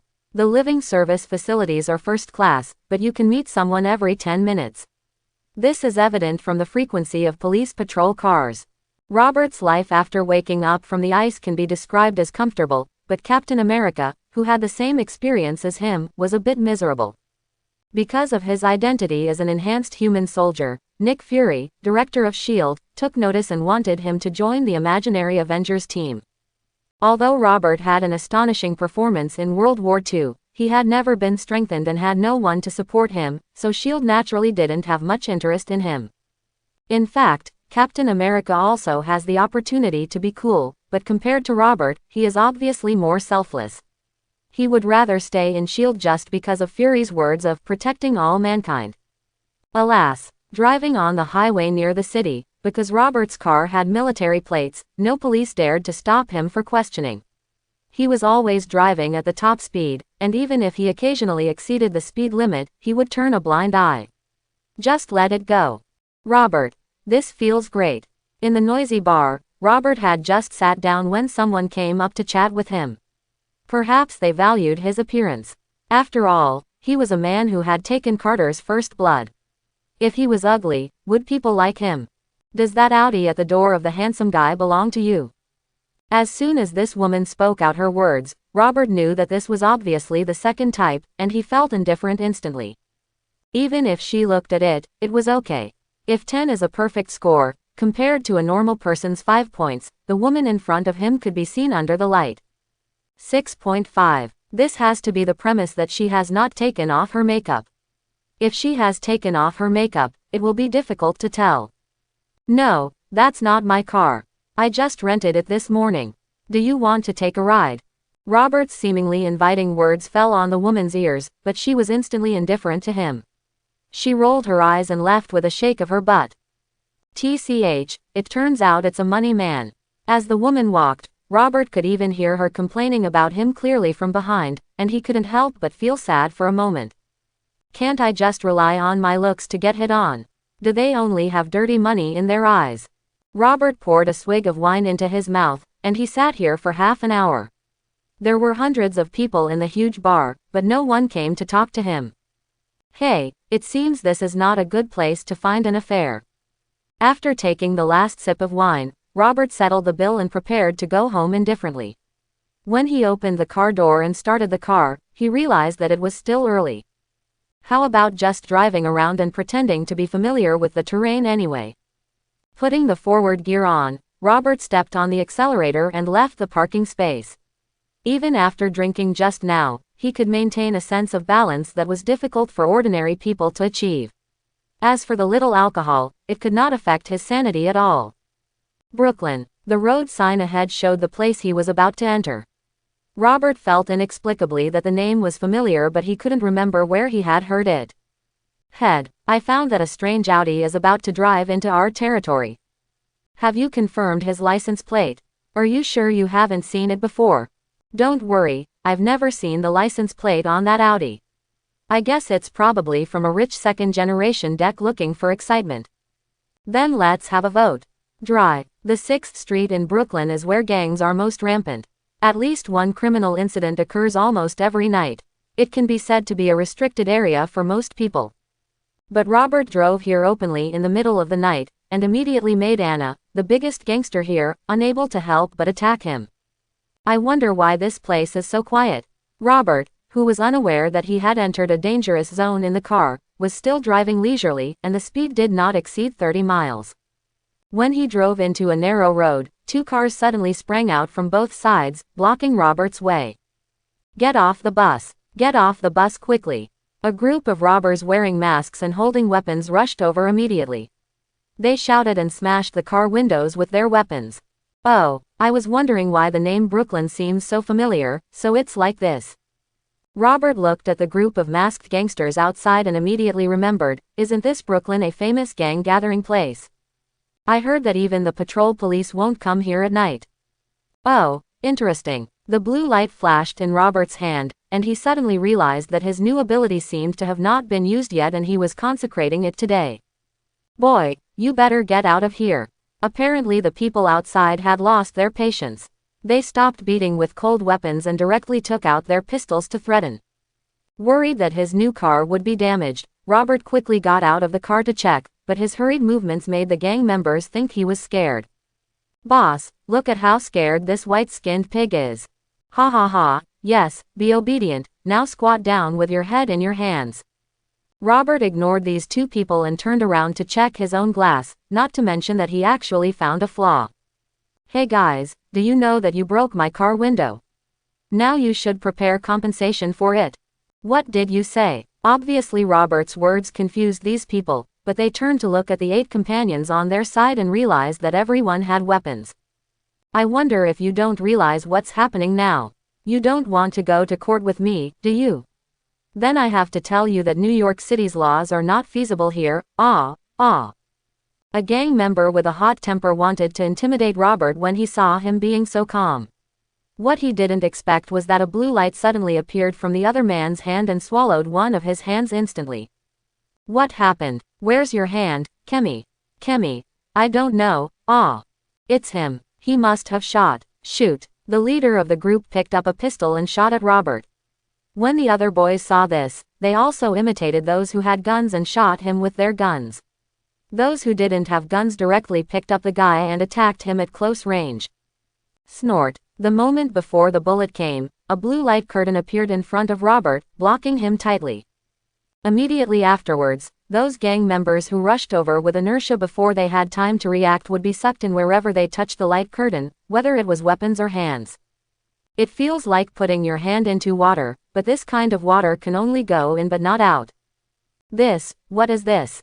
Let us out. The first 2 people rushed directly into the light curtain, and the other 2 stopped, but one of them still got half of his body in. It's boring. Robert. For an opponent of this level, the new ability is not used very much and the opponent is useless. He was too lazy to fight with these fools anymore, so he just closed the space barrier and wanted to rely on more familiar power to solve it. Forehead. Unexpectedly, he had just stopped the ability to transport the space barrier and disappeared directly, and a corpse with only half of his body appeared directly in front of him. Ghost. Run. It was the first time for Robert, who was involved in this situation, to see it. He really didn't know what would happen. If he had known in advance that it would be so dirty, he would definitely not have used this trick. Dodging the splatter of blood, Robert turned around to catch the frightened gang members. Bang bang bang. There were several sounds of landing, and Robert kicked the remaining people to a place where they piled together. You smashed my car and just want to leave like this. The remaining 4 people were kicked until they fell to the ground half dead. Now they were lying like dead fish. It was not until they heard Robert's words that they felt a glimmer of hope. Of course not. Sir, we are willing to compensate. I have about 700,000 yuan in this card and will give it all to you. Robert took the bank card and raised his eyebrows. He obviously didn't expect that a gang member would have so much money. Seemingly seeing the confusion on Robert's face, the man hurriedly explained, the money comes from transactions. It was supposed to be given to my boss at the end of this month. Now it's all given to you. Just let me go. Quote. Then what will you do if I take the money away? You don't want to go back to your boss to kill me, do you? As he spoke, in order to heighten the terrifying atmosphere, Robert teleported directly to the several corpses he had just killed, including the half he just killed, and directly teleported the corpses to an unknown space. It might still be the Earth, but more what is possible is the vastness of space. It's okay, sir. I have money to fill this hole. Obviously Robert's threats were very effective. The 4 people kneeling in front of him were frightened to death. Fear of the unknown is human instinct. At the moment, the leader of the group didn't bother to care about it. He directly told him that he still had money. However, as soon as he finished speaking, Robert raised his hand in front of him, and his meaning was obvious. Ding! The transfer amounted to 430,000 United States dollars. The man looked at Robert cautiously. He wanted to slap himself now, and secretly wondered why he was so obsessed with provoking such a plague god, and now his younger brother lost his life and all his wealth and got involved. But after all, there is no regret medicine in the world. Now this old black man just wants to save his life. He is afraid that Robert will be dissatisfied, so he explains. Sir, I still have some fixed assets. Just give me a few days and I can raise another $500,000. Robert. Really? Aha, it's a pity that I don't want to go to such trouble. As soon as the words fell, the 4 people kneeling on the ground were directly surrounded by a ball of blue space energy. In their shocked eyes, the power of space appeared and these people were directly teleported to an unknown distance. Robert didn't feel anything at all about the few people he killed casually. After all, he was now in the evil United States, which was a country that advocated extreme selfishness. If I use the power of space at the same intensity just now, I can use it for 5 consecutive days with my current physical strength. Then I must rest after that, otherwise an accident is very likely to occur. He made a preliminary prediction of his own strength in his mind. The strength mentioned here is what he can currently display.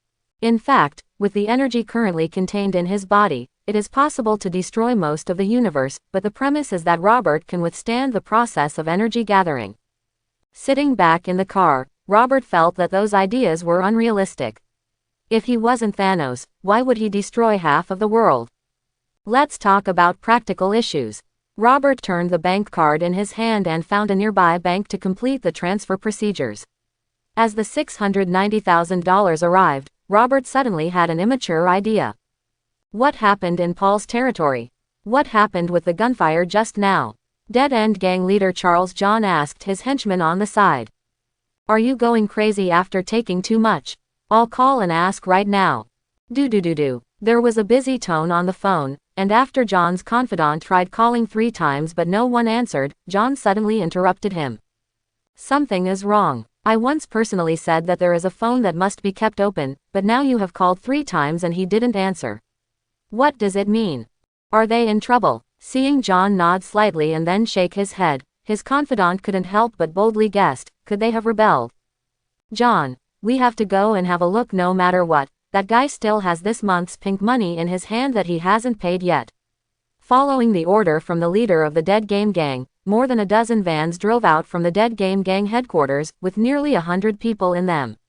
I hope everyone will support it and subscribe more.